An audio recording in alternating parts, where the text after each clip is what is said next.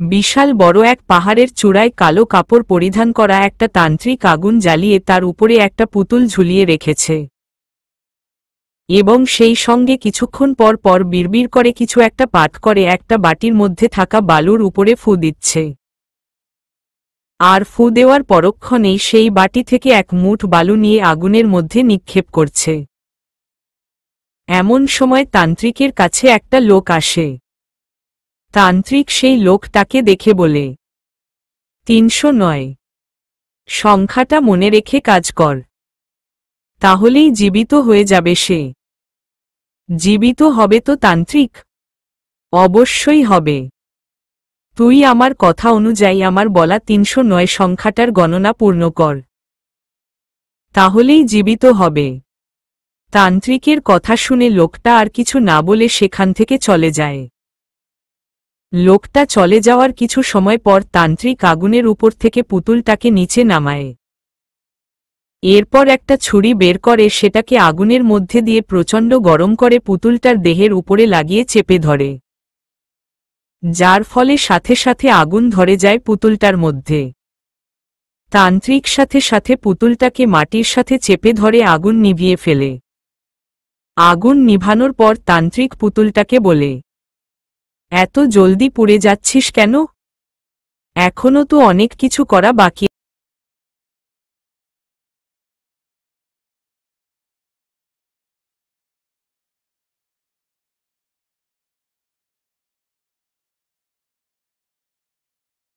আছে। তোকে তো পুড়িয়েই মা রব, তবে তার আগে তোর আকৃতিটাকে ছুরি দিয়ে নষ্ট করে নেই, তারপর তোকে আমি নিজেই আগুনে নিক্ষেপ করব। তান্ত্রিক পুতুলের শরীর থেকে আগুন নিভানোর পর পুতুলটাকে দুয়েকটা কথা বলে আগুনে উত্তপ্ত করা সেই ছুরিটা দিয়ে পুতুলটাকে কেটে টুকরো টুকরো করে আগুনের উপরে ছুঁড়ে মা রে। তারপর হাসতে হাসতে আবারও বলে, একদম শেষ তুই, শেষ করে দিয়েছি তোকে। বাস্তবে তোর সমাপ্তিটা আরও বেশি কষ্টের হবে। তান্ত্রিক পুতুলটাকে নয়, কোনো এক মানুষকে কেন্দ্র করে পুতুলটাকে সে এসব বলেছে। তান্ত্রিকের কাজ শেষ। তান্ত্রিক আগুন নিভিয়ে পাহাড়ের গুহায় ঢুকে পড়ে। অপরদিকে আকাশ আরমানের সাথে কথা বলে শুয়ে শুয়ে মনে মনে ভাবতে থাকে, কে এই সিরিয়াল কিলার? অনেক বড় বড় হেডমওয়ালা লোক আমার সাথে পাঙ্গা নেওয়া তো দূরের কথা, আমার সাথে এসে কথা বলতে পর্যন্ত ভয় পায়। সেখানে এই সিরিয়াল কিলার একে পর এক মানুষ টপকে যাচ্ছে, তার উপরে আমাকে সে চ্যালেঞ্জ দিচ্ছে। না, এটার একটা বিহিত করা উচিত। আগামীকাল আমি শহরে যাব, তারপর সিরিয়াল কিলারকে খুঁজে বের করে তার অস্তিত্ব মিটাব। আর এখন ঘুমিয়ে পড়ি, কাল তো আবার শহরে যাব। আকাশ সিরিয়াল কিলারকে নিয়ে কিছুক্ষণ ভেবে ঘুমিয়ে পড়বে বলে সিদ্ধান্ত নেয়। আকাশ মনে মনে যেটা সিদ্ধান্ত নিয়েছে সেটা অনুযায়ী সে চিন্তাভাবনা বাদ দিয়ে ঘুমিয়ে পড়ে। সকালবেলায় ঘুম থেকে উঠে নাস্তা শেষ করে মায়ের কাছে গিয়ে বলে, মা, আমি আজ শহরে চলে যাব। অসম্পূর্ণ একটা কাজ ফেলে রেখে এসেছি শহরে, যেটা গিয়ে সম্পন্ন করতে হবে। আকাশ, তুই যদি একা আসতি বাড়িতে তাহলে কোনো সমস্যা ছিল না, কিন্তু এবার তোর সাথে ত্রিধা এসেছে ঘোরার জন্য। তুই পরশু রাতে এসেছিস আর আজ চলে যাবি, সেটা কখনোই হয় না। মেয়েটা তোর সাথে শখ করে এসেছে। আরও 2 দিন এখানে থেকে তারপর শহরে যাবি। মা, কাজটা সম্পন্ন করা অনেক দরকার। আকাশ, তোর কি কাজ সেটা আমার ভালো করেই জানা আছে, তোর তো লোকজনের অভাব নেই। কাউকে ফোন করে বলে দে কাজটা করে রাখতে, না হয়তো তুই 2 দিন পরে গিয়ে কাজটা করে নিস। তবে আজকে যাওয়া চলবে না। আকাশ মায়ের জোড়াজুড়িতে আর কিছু বলতে পারে না। আরও 2 দিন মায়ের কথা মতন গ্রামে থেকে পড়ে তারপর শহরে যাবে বলে ঠিক করে। সকাল পেরিয়ে দুপুর হয়। আকাশ দুপুরে খাওয়া দাওয়ার পর বিছানায় শুয়ে গড়াগড়ি করছে। এমন সময় ত্রিধা এসে আকাশের কাছে বায়না করে সে গ্রাম ঘুরে দেখবে। তাকে পুরো গ্রাম ঘুরে দেখানোর জন্য। ঘড়ির কাঁটা 3টা অতিক্রম করবে। আকাশ ত্রিধার বায়না মিটাতে ত্রিধাকে নিয়ে ঘর থেকে বের হয়ে দেখে মাথার উপরে এখনো কটকটে রোদ। এই রোদের মধ্যে একটা কড়াইয়া বসিয়ে সেটাতে ডিম ছেড়ে দিল, সেটা মুহূর্তের মধ্যে অমলেট হয়ে যাবে। কিন্তু আকাশ এত কিছুকে পরোয়া না করে ত্রিধা সঙ্গে নিয়ে গ্রাম ঘুরে দেখাতে বেরিয়ে পড়ে। গ্রামের একপাশ ঘুরে দেখাতে দেখাতেই 1 ঘন্টা কেটে যায়। গ্রামে লোকজন কম হলে কি হবে, গ্রামের এরিয়া বিশাল বড়। আকাশ ত্রিধাকে গ্রামের একপাশ ঘুরে দেখানো শেষ করে অন্য এক পাশ ঘুরে দেখানোর জন্য ত্রিধাকে নিয়ে হাঁটতে থাকে। এমন সময় হুট করেই অল্প বয়সী একটা মেয়ে আকাশের সামনে এসে তার পথ আটকে দাঁড়ায়। মেয়েটার বয়স 17 কি 18। মেয়েটার নাম ময়না। দেখতে একদম পরীর মতন। আকাশ ময়নাকে আগ থেকেই চিনে। ময়না আকাশের পথ আটকে দাঁড়ানোর পর মুচকি হাসি দিয়ে আকাশকে বলে, আপনি তো দেখি দিন দিন আরো সুন্দর হইয়া যাইতেছেন। কেউ আপনার এই রূপের মধ্যে নজর না দিক। আচ্ছা, আপনার লগে এই মাইয়াটা ক্যাডা? আমার ফ্রেন্ড। ওহ আচ্ছা, তাইলে ঠিক আছে। আমি তো আরো কি নাকি ভাবছিলাম। ঠিক আছে মানে? আর কি ভেবেছ তুমি? মানে হইল আপনি তো জানেন এই যে সেই মেলা আগ থেইকা আমি আপনারে পছন্দ করি। আমি আপনারে বিয়া করতে চাই। গতবার যখন আপনি গ্রামে আইছিলেন আমি তখন এই আব্বারে কইছিলাম আপনারে আমার ভালা লাগে। আপনারে আমি বিয়া করতে চাই। উনি যেন আপনার মায়ের কাছে বিয়ার প্রস্তাব পাঠায় আর আপনার লগে কথা কয়। কিন্তু উনি সোজা না কইরা দিছে। কারণ আপনি কি নাকি মনে করেন তাই উনি আমারে কইছে উনি এসব কিছুই করতে পারবো না। যদি কিছু করার হয় তাইলে আমারেই করতে। তাই আমিই আপনার বাসায় যাইতাছিলাম আপনার মা এবং আপনার লগে কথা কইতে। আমি গতকাল এই শুনছি আপনি গ্রামে আইছেন। কিন্তু গতকাল আম্মায় অসুস্থ থাকায় বাড়ির সব কাম আমার করতে হইছে। তাই গতকাল আপনার বাড়ি যাইতে পারি নাই। তাই আজকে কাজকাম শেষ কইরা এখন যাইতাছি আপনের বাসায়। কিন্তু যাওয়ার পথেই আপনার লগে আমার দেখা হইয়া গেছে। এখন কন আপনি আমারে বিয়া করবেন? ময়নার সমস্ত কথা শুনে আকাশ ভেবাচেকা খেয়ে যায়। কিছুক্ষণ অদ্ভুত দৃষ্টিতে ময়নার দিকে তাকিয়ে থেকে নিজেকে স্বাভাবিক করে নেয়।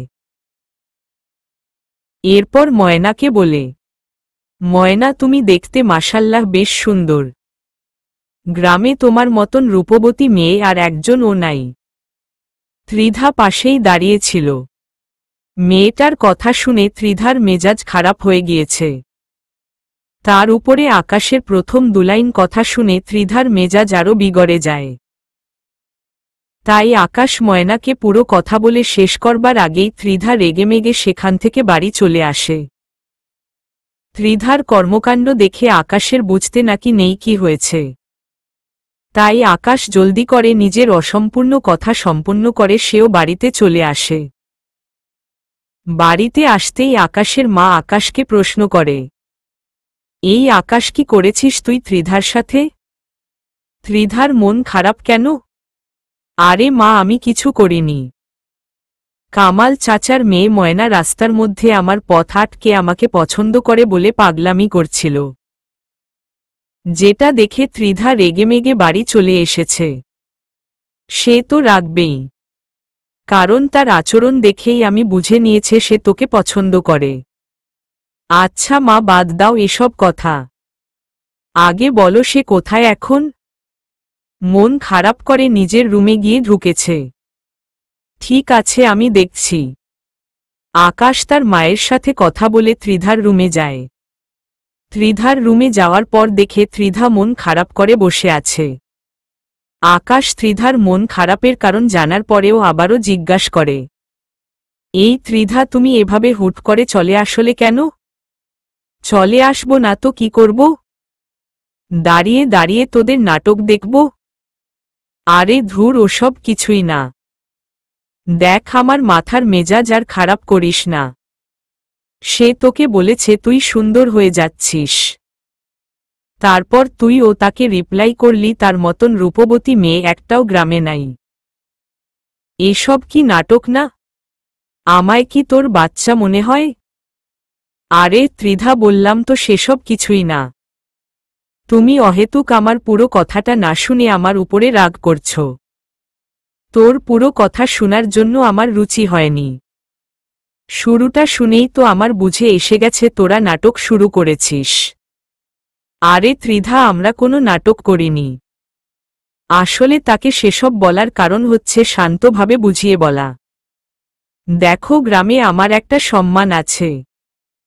আমি মেয়েটাকে রেগে গিয়ে 2-4টে থাপ্পড় রতে পারতাম, কিন্তু এতে করে ময়না এবং তার মা বাবা কষ্ট পেত। তাই আমি তাকে বুঝিয়ে বলার জন্য শুরুটা ওইভাবে করেছি। তুমি তো মাঝপথেই চলে এসেছ, কিন্তু তুমি চলে আসার পর আমি তাকে ঠিকই বলেছি যে আমি তার জন্য না, কারণ আমায় তুমি পছন্দ করো, আর সেও আমার থেকে অনেক ভালো ছেলে ডিজার্ভ করে। পরে মেয়েটাকে বুঝিয়ে শুনিয়ে পাঠিয়ে দিয়েছি। বেশ করেছিস। দেখ আকাশ, আমি অবনীর জন্য তোকে আগে একবার স্যাক্রিফাইস করেছি, কিন্তু এবার আর কারোর জন্য স্যাক্রিফাইস করতে পারবো না। তুই আমার। তুই প্রেম করলে আমার সাথেই করবি, তুই বিয়ে করলে আমাকেই করবি। এক কথায় সারাটা জীবন তোর আমার সাথেই কাটাতে হবে, না হয়তো আমি কিন্তু কেয়ামত ঘটিয়ে ফেলব বলে দিলাম। ত্রিধা, এবার শান্ত হও। সেসব বিষয়গুলা পরে দেখা যাবে। ঠিক আছে, শান্ত হলাম, কিন্তু আমার কথাগুলো যেন মনে থাকে। থাকবে। এবার যাও, পুকুর থেকে ফ্রেশ হয়ে এসো। সারা গ্রাম ঘুরে এসে হাত মুখ ধৌত করা ছাড়াই ঘরে এসে ঢুকে বসে আসো পাগলের মতন। ঠিক আছে, যাচ্ছি। তুমিও চলো হাত মুখ ধুতে। আর আমি সরি তুই বলার জন্য। আসলে রাগ উঠে গিয়েছিল। সমস্যা নেই, আমি বুঝতে পেরেছি। আর তুমি আগে যাও, আমি তোমার পিছন পিছন আসছি। ঠিক আছে। এভাবেই 2 দিন কেটে যায়। আকাশ 2 দিন গ্রামের বাড়িতে কাটিয়ে ত্রিধাকে সঙ্গে নিয়ে শহরে ফিরে আসে। শহরে ফিরে এসে সারাদিন বাড়িতে বসে রেস্ট করে। পরের দিন সকালবেলায় ঘুম থেকে উঠে নাস্তা পানি করে কলেজে চলে যায়। রিকশায় করে কলেজের সামনে এসে নামতেই আরোহী আকাশকে দেখতে পেয়ে তার বাকি বান্ধবীদেরকে নিয়ে আকাশের কাছে আসে। আরোহী এবং তার বান্ধবীরা এতটা সময় মনে হয় যেন আকাশের এই অপেক্ষায় ছিল। আকাশ কলেজে এসে রিকশা থেকে নামার পর আরোহী এবং বাকি সবাই আকাশের কাছে যায়।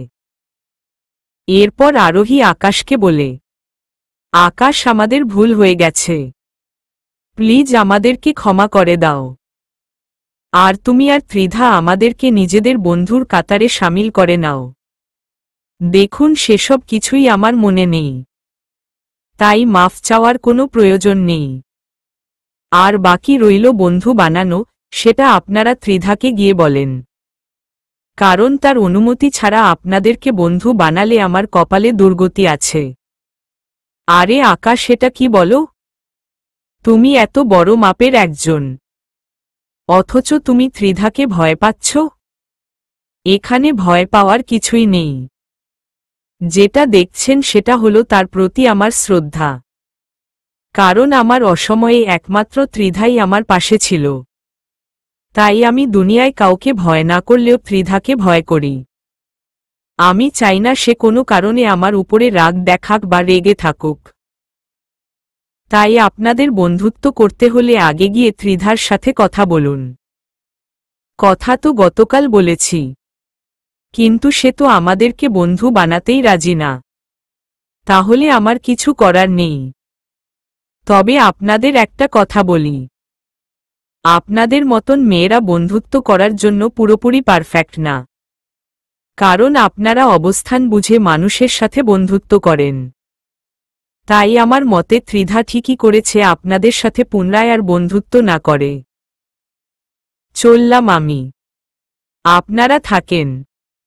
না হয়তো আপনাদের সাথে কথা বলছি সেটা ত্রিধা দেখতে পারলে আমার অবস্থা কি হবে সেটা একমাত্র আল্লাহ মাবুদ জানেন। আকাশ আরোহীদের সাথে কথা বলা শেষ করে ক্লাসে গিয়ে বসে। আকাশ ক্লাসে বসার কিছুক্ষণ পর ত্রিধাও ক্লাসে আসে। দুজন মিলে সুন্দর মতন সব কয়টা ক্লাস শেষ করে। ক্লাস শেষ করার পর আকাশ ত্রিধার থেকে বিদায় নিয়ে তাড়াতাড়ি করে কলেজ থেকে বেরিয়ে পড়ে। ত্রিধা চেয়েছিল ক্লাস শেষে দুজনে বসে কিছুটা সময় গল্প করবে, কিন্তু আকাশ জরুরি একটা কাজ আছে বলে ত্রিধা থেকে বিদায় নিয়ে তাড়াতাড়ি করে কলেজ থেকে চলে যায়। এরপর কলেজ থেকে গিয়ে আরমান এবং দলের আরও ছেলেপেলের সাথে দেখা করে একটা জায়গায় বসে সিরিয়াল কিলারের বিষয় নিয়ে আলোচনা করে। আকাশ সবাইকে জিজ্ঞাসা করে সিরিয়াল কিলারের বিষয়টা কতদূর, আর সিরিয়াল কিলারের বিষয়ে কেউ কোনো তথ্য পেয়েছে কিনা। সবাই একই উত্তর দেয় যে তারা সিরিয়াল কিলারের বিষয়ে কোনো তথ্যই খুঁজে পায়নি। আকাশ সবার উত্তর শুনে বুঝে যায় সিরিয়াল কিলার অনেক চালাক। তাকে এমনি এমনি ধরা যাবে না, তাকে ধরতে হলে পাকাপোক্ত একটা প্ল্যান সাজাতে হবে। তাই আকাশ নিজে নিজে মাথার মধ্যে একটা প্ল্যান সাজাতে থাকে সিরিয়াল কিলারকে ধরার জন্য। এদিকে আকাশ সবেমাত্র সিরিয়াল কিলারকে ধরার জন্য প্ল্যান সাজাচ্ছে। অপরদিকে সিরিয়াল কিলার নিজের মাথায় পুরো একটা নকশা সাজিয়ে রেখেছে। কখন সে কোথায় যাবে, কখন সে কি করবে, সব কিছুর একটা পাকাপোক্ত প্ল্যান বানিয়ে নকশা অনুযায়ী সিরিয়াল কিলার মাঠে নেমে পড়েছে। সিরিয়াল কিলার পুরো মাঠে একা। তার দলের 10 জন এবং প্রতিপক্ষ দলের 11 জন মিলে মোট 21 জন সবাই তার প্রতিপক্ষ। আর এই 21 জনের বিপক্ষে সে একা বল কাটিয়ে নিয়ে গোল করবে। মাথায় এমন একটা জঘন্য পরিকল্পনা সে করে রেখেছে। যত যাই হবে হোক, সবার থেকে বল কাটিয়ে নিয়ে তার গোল করতেই হবে।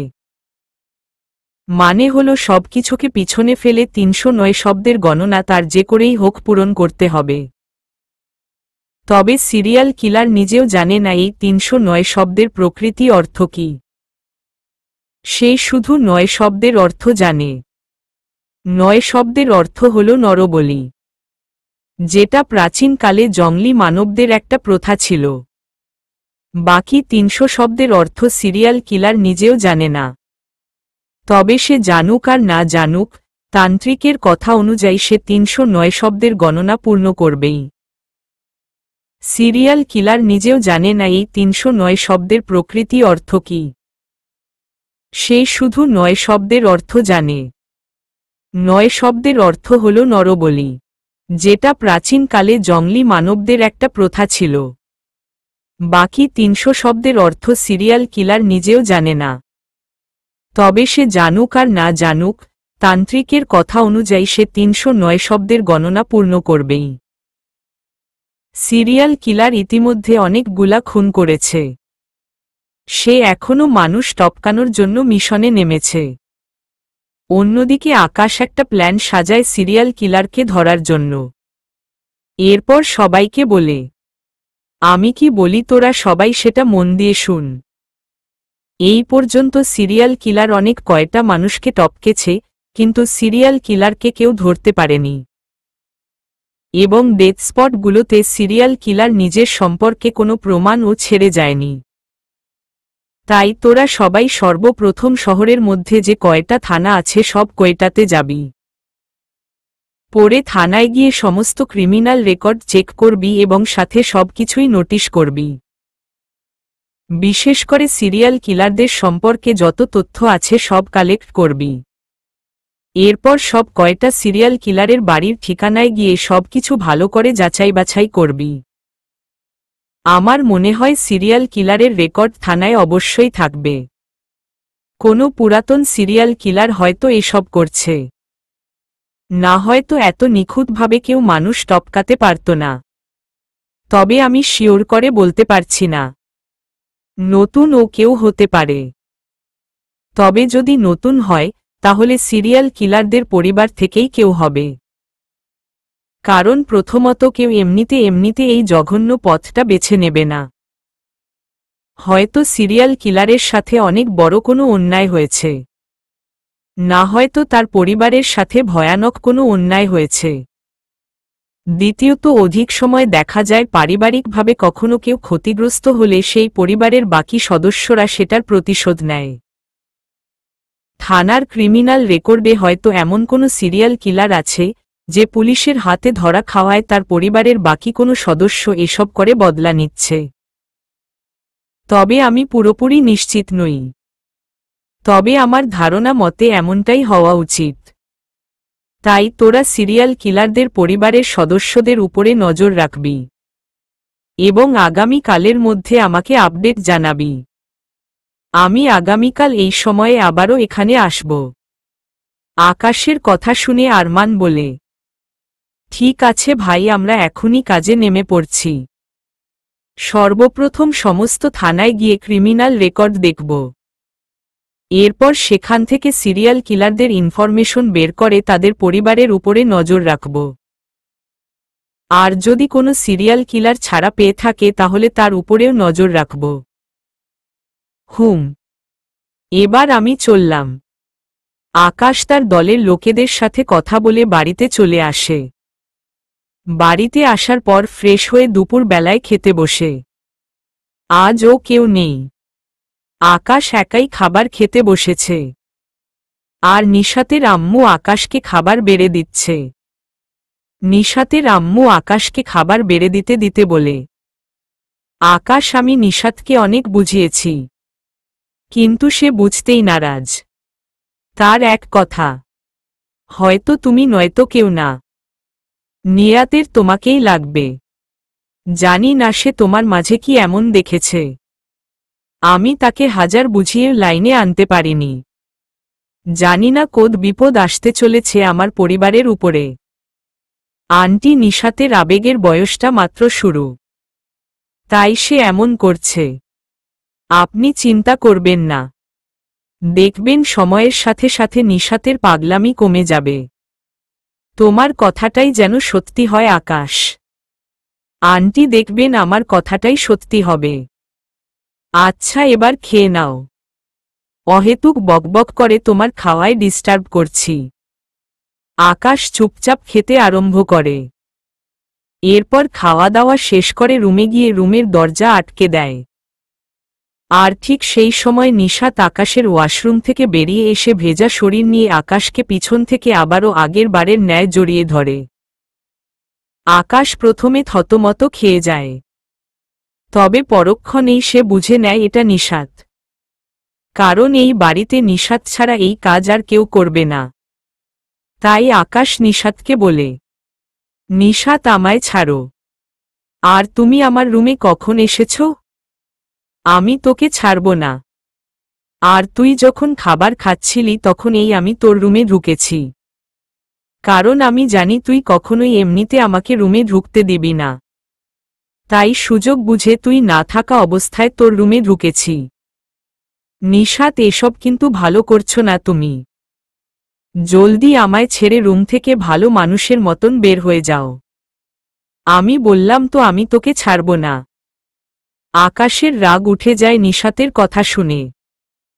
তাই সে জোর খাটিয়ে নিশাত থেকে নিজেকে ছাড়িয়ে নিশাতকে টেনে তার সামনে আনে কিছু বলার জন্য। তখনই আকাশ দেখে নিশাতের শরীরের সমস্ত অঙ্গ ভিজে থাকার কারণে কাপড়ের উপর থেকে তা স্পষ্টভাবে দেখা যাচ্ছে। আকাশ নিশাতকে কিছু বলতে চাইলেও বলার মতন ব্যালেন্স সে হারিয়ে ফেলে। কি বলবে বুঝে উঠতে পারছে না আকাশ। নিশাত পুরো বশ করে ফেলেছে আকাশকে। আকাশ নিশ্চুপ হয়ে দাঁড়িয়ে আছে নিশাতের সামনে। অপরিদক দিকে নিশাত আকাশকে নিশ্চুপ হয়ে থাকতে দেখে বলে, আমার এই শরীরটা আমি তোর নামে করে দিতে চাই। তোর যখন ইচ্ছে হবে তুই আমার এই শরীরে স্পর্শ করবি। তোর যখন ইচ্ছে হবে তুই আমার এই শরীরটাকে তাকিয়ে দেখবি। কিন্তু তুই তো আমাকে মেনেই নিচ্ছিস না। এই আকাশ, কেন বলতো তুই আমার সাথে এমন করছিস? 8-10টা মেয়ের মতন তো আমার মধ্যেও সবকিছু আছে। তুই অন্য মেয়েকে বিয়ে করলে সে তোকে যেভাবে সুখ দিবে, আমিও সেভাবে তোকে সুখ দিব। তাহলে কেন তুই আমায় নিজের করে নিচ্ছিস না? তাহলে কেন তুই আমাকে বারবার ঠুকরে দিচ্ছিস? আমার মধ্যে কোনো কি কমতি আছে আকাশ? উত্তর দে আমায়। নিশাতের কথা শুনে আকাশের হুঁশ ফিরে আসে। আকাশের হুঁশ ফিরে আসার পর আকাশ সেই আগের বারের কথাগুলোই নিশাতকে বলে। নিশাত, আমি আগেও বলেছি আমি তোমার যোগ্য না। তোমার সাথে আমার কখনোই যায় না। তুমি অহেতুক এসব পাগলামো করা বন্ধ করো। আকাশ, আমিও তোকে আগে উত্তর দিয়েছি যে তুই গ্রামের ছেলে, সেটা নিয়ে আমার আপত্তি নাই। আমার শুধু তোকে চাই। আমার শুধুই তোকে লাগবে। আমি তোর কাছে আগেও বেশ কয়েকবার ভালোবাসার কথা বলেছি, কিন্তু তুই আমাকে বারবার ঠুকরে দিয়েছিস। তবে এটাই শেষবার। আমি শেষবারের মতন তোর কাছে এসেছি। তুই যদি এবার আমাকে ফিরিয়ে দিস, তাহলে আমার মুখ দেখতে পাবি তুই। নিশাতের কথা শুনে আকাশের শরীর কাঁপুনি দিয়ে ওঠে। কারণ এই মেয়ে যে কোনো সময় যে কোনো অঘটন ঘটাতে পারে। তাই আকাশ নিশাতকে সত্যিটা বলবে বলে ঠিক করে। না হয়তো পরিস্থিতি সময়ের সাথে সাথে আরও জটিল হয়ে উঠতে পারে। আকাশ নিশাতকে বলে, নিশাত, এবার তাহলে তোমায় সত্যিটা বলেই দেই। দেখো, আমাকে ত্রিধা নামক এক মেয়ে প্রচণ্ড ভালোবাসে। আমিও তাকে ভালোবাসি। আমরা নিজেদের স্টাডিজ শেষ করে বিয়ে করব। তাই তোমার সাথে আমার কোনো প্রকার কিছু করাই সম্ভব না। আকাশের কথা শুনে নিশাতের চেহারার রং ফেকাসে হয়ে যায়। মনে হচ্ছে যেন নিশাতের ভিতরে ভূমিকম্প শুরু হয়েছে। তবে নিশাত কিছু সময়ের মাঝেই কিছু একটা ভেবে নিজেকে স্বাভাবিক করে নেয়। এরপর সে হুট করেই আকাশের হাত টেনে নিয়ে নিজের বুকে আকাশের হাত স্পর্শ করিয়ে বলে, প্লিজ তুই আমায় মেনে নে না। কেন তুই আমায় না করছিস? দেখ, আমার শরীরটা একদম পবিত্র। তুই একমাত্র ব্যক্তি যার ছোঁয়া কিনা আমার শরীরে লেগেছে। প্লিজ তুই আমায় নিজের করে নে। আমি তোকে ছাড়া থাকতে পারবো না। আর তুই অন্য কারোর হলে সেটাও আমি মানতে পারবো না। এই আকাশ নে না আমায় আপন করে। দরকার হয় তুই আমার শরীরটাকে পুরোপুরি জব্দ করে নে। তুই আমাকে যেটা করতে বলবি আমি তোর সাথে সেটাই করব। যদি বলিস শরীর বিলিয়ে দিতে তোর কাছে, তাহলে আমি সেটাও করব। কিন্তু তুই আমাকে নিজের করে নে। তোকে ছাড়া সত্যিই আমি অসহায় হয়ে পড়ব। নিশাতের কথা শুনে আকাশের শরীরে যেন কয়েক হাজার ভোল্টেজের কারেন্ট দৌড়াচ্ছে।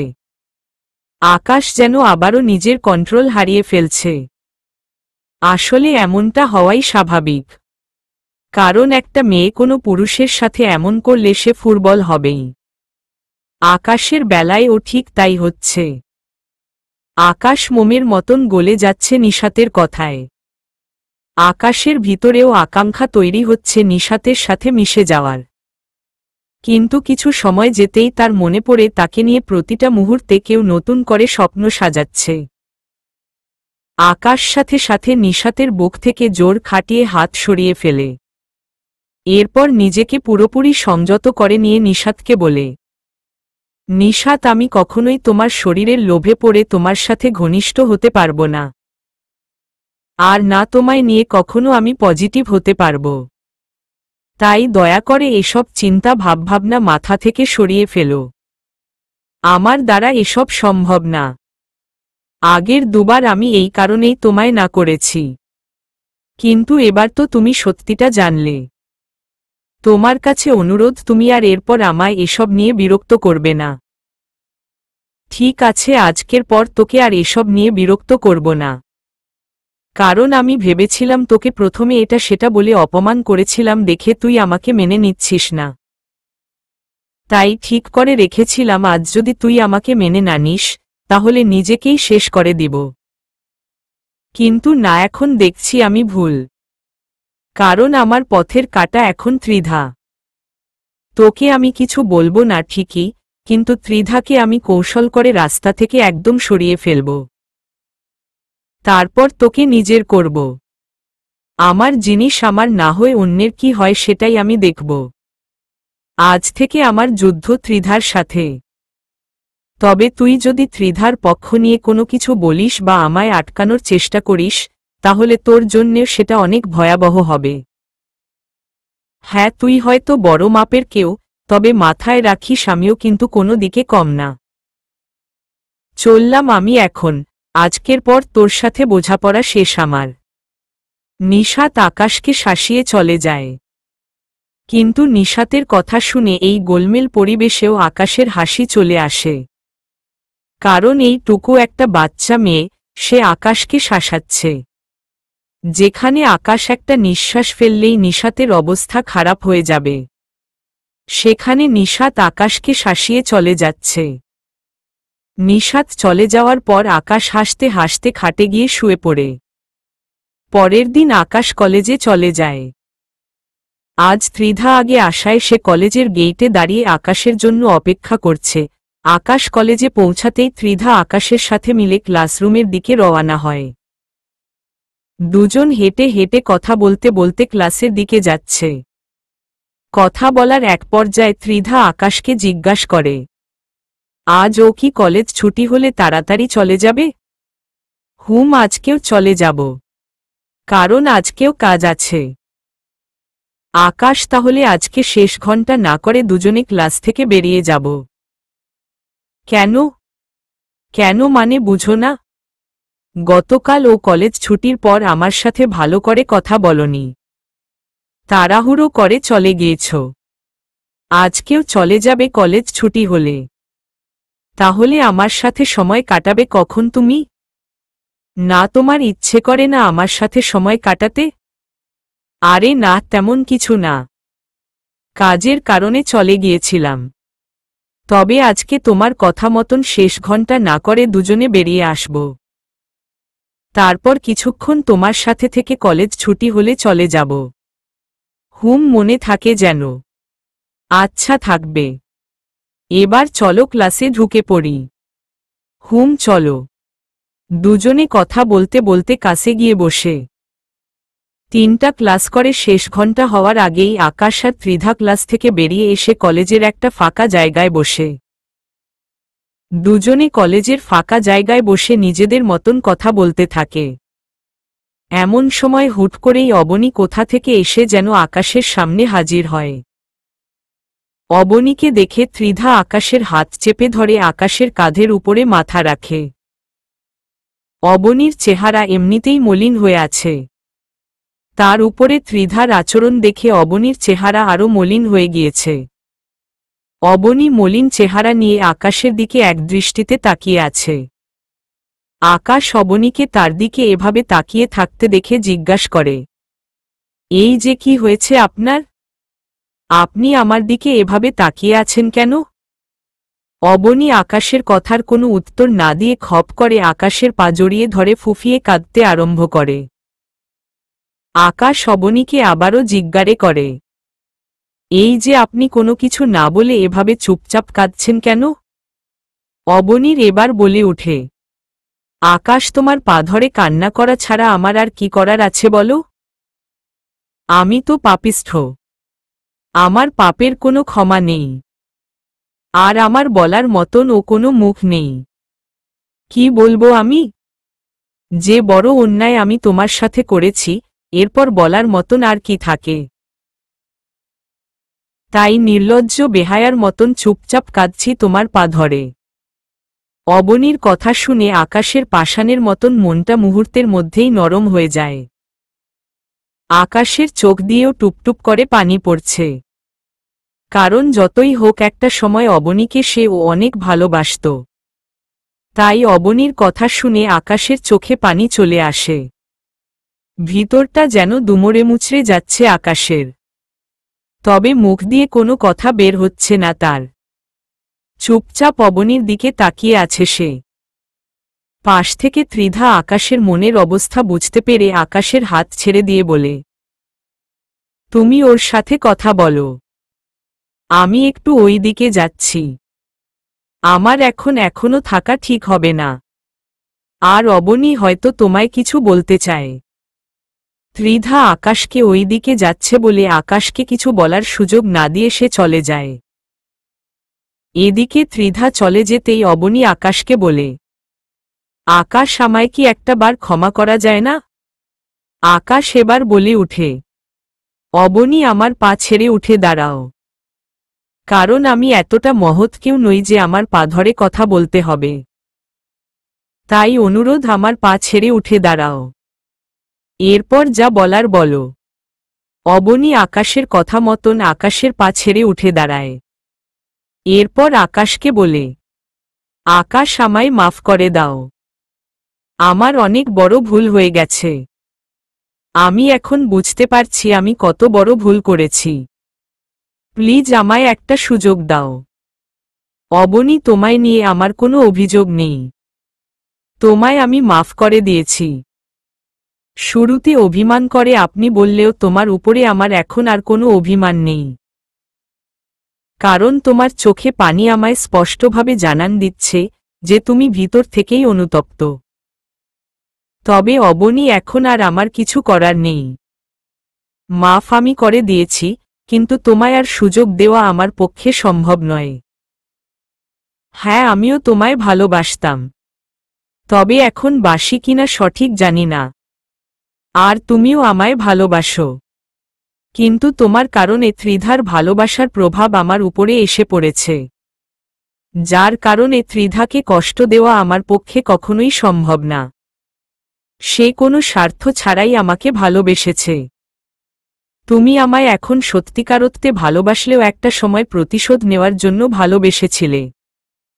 কিন্তু এই ত্রিধা আমায় সবসময় নিজের মন থেকে ভালোবেসে এসেছে। তাই আমি কখনোই তার পবিত্র ভালোবাসাকে অপমান করতে পারব না।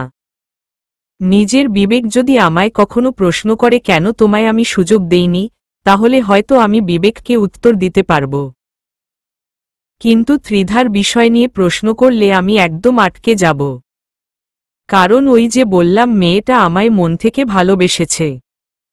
অবনী, ক্ষমা করো আমায়। আমি চললাম, আমার কাজ আছে। আকাশ অবনীকে নিজের মতন কথাগুলো বলে অবনীকে আর কিছু বলার সুযোগ না দিয়ে ত্রিধার কাছে চলে যায়। এরপর খোলা আকাশের নিচেই ত্রিধার গালে হাত রেখে ত্রিধার কপালে এবং ত্রিধার ঠোঁটে আকাশ নিজের ঠোঁট ছুঁয়ে দিয়ে বলে, ভয় পেও না, আমি তোমার হয়েই থাকব সব সময়ে। এখন আমি চললাম। তুমি বাসায় চলে যাও। কলেজ ছুটি হয়ে যাবে আর 1-2 মিনিটের মধ্যেই। আকাশ ত্রিধাকে বাসায় চলে যেতে বলে নিজের কাজে চলে যায়। ত্রিধাও আকাশের কথা অনুযায়ী খুশি মনে বাধ্য মেয়ের মতন বাসায় চলে যায়। অন্যদিকে এসআই হারুনকে সিরিয়াল কিলার একটা ঘরের মাঝে চেয়ারের সাথে বন্দি করে রেখেছে। এএসআই হারুনের জ্ঞান ফিরে এসেছে। এএসআই হারুনের জ্ঞান ফিরে আসার পর সে নিজেকে আবিষ্কার করে 4 দেয়ালের মাঝে সিরিয়াল কিলার তাকে চেয়ারের উপরে বেঁধে রেখেছে। এছাড়া তার একটা হাত নেই। সিরিয়াল কিলার তার একটা হাত কেটে নিয়েছে। এমন সময় সিরিয়াল কিলার বিশাল একটা ছুরি হাতে রুমের দরজা খুলে ভিতরে প্রবেশ করে। এএসআই হারুন সিরিয়াল কিলারকে দেখে বলে উঠে, এই তুমি এখানে কি করছো? তার মানে তুমি সেই serial killer? Serial killer ASI হারুনের কথা শুনে সজোরে হাসতে আরম্ভ করে। এএসআই হারুনের জ্ঞান ফিরে আসার পর সে নিজেকে আবিষ্কার করে 4 দেয়ালের মাঝে সিরিয়াল কিলার তাকে চেয়ারের উপরে বেঁধে রেখেছে। এছাড়া তার একটা হাত নেই। সিরিয়াল কিলার তার একটা হাত কেটে নিয়েছে। এমন সময় সিরিয়াল কিলার বিশাল একটা ছুরি হাতে রুমের দরজা খুলে ভিতরে প্রবেশ করে। এএসআই হারুন সিরিয়াল কিলারকে দেখে বলে উঠে, এই তুমি এখানে কি করছো? তার মানে তুমি সেই serial killer? Serial killer ASI হারুনের কথা শুনে সজোরে হাসতে আরম্ভ করে। হাসতে হাসতে এএসআই হারুনের কাছে গিয়ে হাসি থামিয়ে হাতে থাকা ছুরিটা দিয়ে এএসআই হারুনের গলায় চালিয়ে দেয়। এরপর সিরিয়াল কিলার আবারও সজোরে হাসতে আরম্ভ করে। মাটির উপরে এএসআই হারুনের নিথর দেহটা পড়ে আছে। শরীর থেকে স্তকটাকে আলাদা করে ফেলেছে সিরিয়াল কিলার। শরীর থেকে চিরচির করে রক্ত বের হচ্ছে। ফ্লোরটা এএসআই হারুনের রক্ত দিয়ে পুরো লাল হয়ে গিয়েছে। লাশের পাশেই সিরিয়াল কিলার ছুরিটা হাতে নিয়ে দাঁড়িয়ে আছে। চোখে মুখে তৃপ্তির হাসি সিরিয়াল কিলারের। পরপর এতগুলো মানুষকে রেও তার মধ্যে কোনো অনুশোচনা নেই, বরং সে আরও জোরে জোরে হাসছে। মনে হয় যেন পৃথিবীতে মানুষের জীবনের কোনো মূল্যই নেই তার কাছে। নির্দয় সিরিয়াল কিলার এএসআই হারুনের লাশটার সামনে দাঁড়িয়ে অনেকক্ষণ যাবৎ হাসার পর হাসি থামিয়ে এএসআই হারুনের লাশটাকে একটা বস্তা এনে সেটার ভিতরে ঢুকিয়ে বস্তাটাকে টানতে টানতে রুমের বাহিরে নিয়ে যায়। এরপর লাশটার সাথে সিরিয়াল কিলার কি করে তা আর জানা নেই। অন্যদিকে আকাশ আরমানদের কাছে গিয়ে পৌঁছায়। পৌঁছানোর পর আরমানের থেকে সিরিয়াল কিলার সম্পর্কে আপডেট জিজ্ঞাসা করে। আরমান আকাশের কথার উত্তরে বলে, ভাই আপনার কথা মতন গতকাল আমরা শহরের প্রতিটা থানায় গিয়ে ক্রিমিনাল রেকর্ড চেক করেছি, যার মধ্যে থেকে মোট 6টা সিরিয়াল কিলারের ডিটেইলস পেয়েছি আমরা। তবে তারা এসব করেনি সেটা শিওর, কারণ 6টা সিরিয়াল কিলার থেকে 4 জনকে মৃত্যুদণ্ড দেওয়া হয়েছে, আর বাকি 2 জন যারা বেঁচে আছে তাদেরকে যাবজ্জীবন দেওয়া হয়েছে। তারা এখন কারাগারের ভিতরে, তাই তারা এসব কখনো করতে পারবে না। এছাড়া এই 6 সিরিয়াল কিলারের পরিবারের সব কয়টা সদস্যের উপরে গতকাল থেকে আমাদের লোকেরা নজর রাখছে। ভাই আমার মনে হয় না এসবের মধ্যে সিরিয়াল কিলারের পরিবারদের কোনো হাত আছে। আরমান সিরিয়াল কিলারদের বিষয়টা না হয় মানলাম, কিন্তু তাদের পরিবার যে এসব করছে না সেটা তুই নিশ্চিতভাবে কি করে বলতে পারিস? কারণ ভাই আপনার কথা মতন সব কয়টা সিরিয়াল কিলারের পরিবারের উপরে গতকাল থেকে আমরা নজর রাখছি, কিন্তু আজ সকালেই একটা মানুষের লাশ উদ্ধার করেছে পুলিশ, যেই মানুষটাকেও সেই সিরিয়াল কিলার মেরেছে। যদি সিরিয়াল কিলারের পরিবার থেকে কেউ এমনটা করত, তাহলে অবশ্যই আমাদের হাতে ধরা পড়ত, কারণ গতকাল থেকে 1 সেকেন্ডের জন্যেও তাদের উপর থেকে আমাদের নজর সরেনি। তাহলে কে করছে এসব? ভাই আমার মনে হয় নতুন কেউ এসব করছে। তোর কথা শুনে আমারও তাই মনে হচ্ছে। তবে সে নতুন হোক বা পুরাতন, তাকে ধরে জলদি একটা ব্যবস্থা করতে হবে, না হয়তো যত দিন যাবে তত মানুষের লাশ পড়বে। ভাই ঠিক বলেছেন, কিন্তু ভাই আমরা কিভাবে কি করব কোনো কিছুই বুঝে উঠতে পারছি না, কারণ সিরিয়াল কিলার সম্পর্কে কোনো ইনফরমেশন নেই আমাদের কাছে। একটা মানুষকে চিহ্নিত করার জন্য সামান্য কিছু হলেও জানা প্রয়োজন তার সম্পর্কে, কিন্তু আমরা সিরিয়াল কিলার সম্পর্কে কিছুই জানি না, বরং সে উল্টো আপনার সম্পর্কে জানে। না হয়তো সে আপনাকে চ্যালেঞ্জ দিত না। তা ঠিক বলেছিস, না হয়তো সে কখনোই আমাকে চ্যালেঞ্জ দিত না। তবে শুন, তোরা চুপ করে বসে থাকলে হবে না, খোঁজ চালু রাখো সিরিয়াল কিলারের। কতদিন সে লুকিয়ে থেকে এসব করবে? দেখবি একদিন সে নিজেই তোদের সামনে এসে ধরা দিবে, তারপর বেটাকে দেখে নিব। ওর কত বড় কলিজা যে সে একের পর এক খুন করছে, তার উপরে আবার আমাকেও মকি দিচ্ছে। বেটাকে যদি একবার কোনো মতে ধরতে পারি, তাহলে মনে কর সেদিন তার কেয়ামত ঘটবে। ঠিক আছে ভাই, আমরা আমাদের মতন সিরিয়াল কিলারের খোঁজ বের করার চেষ্টা করছি। এবার আমি চলে যাচ্ছি। সবাই সিরিয়াল কিলারের খোঁজ করতে থাক, আর সবাই সাবধানে থাকিস, কারণ নোয়ারটার মনে কোনো মায়া দয়া নেই।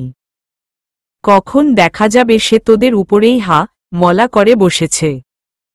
তাই যা করবি সাবধানতার সাথে করবি। আচ্ছা ভাই, ভালো থাক সকলেই। আকাশ সবার সাথে কথা বলে বাড়িতে আসার জন্য রওনা হয়। বাড়িতে ফিরতে ফিরতে পথে সে সিরিয়াল কিলারটাকে নিয়ে ভাবতে থাকে। কে এই সিরিয়াল কিলার? কি কারণে সে এমন করছে? আর কি কারণে সে তাকে এবং প্রশাসনকে চ্যালেঞ্জ দিল? তার সাথে কারোর কোনো শত্রুতা থাকলে বা সে কখনো কারোর কোনো লোকসান করলে সে শুধু আকাশকে চ্যালেঞ্জ দিত। কিন্তু তার সাথে সাথে প্রশাসনকে চ্যালেঞ্জ দেওয়ার কারণ কি? দুই পক্ষের সাথে তার কি ঘনিষ্ঠ সম্পর্ক? আকাশ একে একে সবকিছুর হিসাব মিলানোর চেষ্টা করে, তবে ফলাফল এবারও জিরো। কোনো উত্তর তো সে খুঁজেই পায়নি, বরং আকাশের মাথা আরও জ্যাম খেয়ে গিয়েছে। তাই সে বিরক্ত হয়ে সিরিয়াল কিলারকে নিয়ে ভাবা বাদ দিয়ে চুপচাপ ঘরে এসে পৌঁছায়। এভাবেই আরও 4 দিন কেটে যায়। সিরিয়াল কিলার এই 4 দিনে আরও অনেকগুলা মানুষ টপকেছে, তবে কেউ তাকে ধরতে পারেনি। আকাশের লোকজন ও সিরিয়াল কিলারের সম্পর্কে কোনো তথ্য খুঁজে বের করতে পারেনি। সিরিয়াল কিলারের বিষয়টা নিয়ে শুরুতে মানুষ বেশি একটা ভ্রুক্ষেপ না করলেও পরবর্তীতে সেটা নিয়ে বেশ গুঞ্জন উঠায়। সাধারণ মানুষজন প্রশাসনকে নিয়ে নানান কথা বলতে থাকে সিরিয়াল কিলারকে ধরতে না পারায়। কারণ সবাই ভয় পেয়ে আছে, কখন এসে সিরিয়াল কিলার কার উপরে আক্রমণ করে বসে সেটা নিয়ে সবাই ঘাবড়ে আছে। প্রশাসন সাধারণ মানুষের আস্থা বাড়াতে একটা কনফারেন্স করে, সেটার মাধ্যমে সবাইকে বলে তারা খুব জলদি সেই সিরিয়াল কিলারকে ধরবে, তাই কেউ যেন ভয় না পায়। এবং সেই সাথে সাথে কনফারেন্স সবাইকে অনুরোধ করে সবাই যেন একটু সাবধানতার সাথে থাকে। কিন্তু দেশের মানুষজন শান্ত হয় না, কারণ ব্ল্যাক ফোর্সের বেলায় ও প্রশাসন লাইভ কনফারেন্সে এসে অনেক কিছু বলেছিল, কিন্তু তারা ব্ল্যাক ফোর্সের কিছুই করতে পারেনি। শেষমেশ গিয়ে আয়রন ব্লেড ব্ল্যাক ফোর্সকে শেষ করেছে, যার কারণে দেশের মানুষজন সবাই প্রশাসনকে ফোর্স করে আয়রন ব্লেডের সাহায্য নিতে, কারণ তাদের দ্বারা কিছুই করা সম্ভব না। সবার আস্থা এখন আয়রন ব্লেড। অন্যদিকে আকাশ ফোনের সাহায্যে বাসায় বসে প্রশাসনের লাইভ কনফারেন্সটা দেখছিল।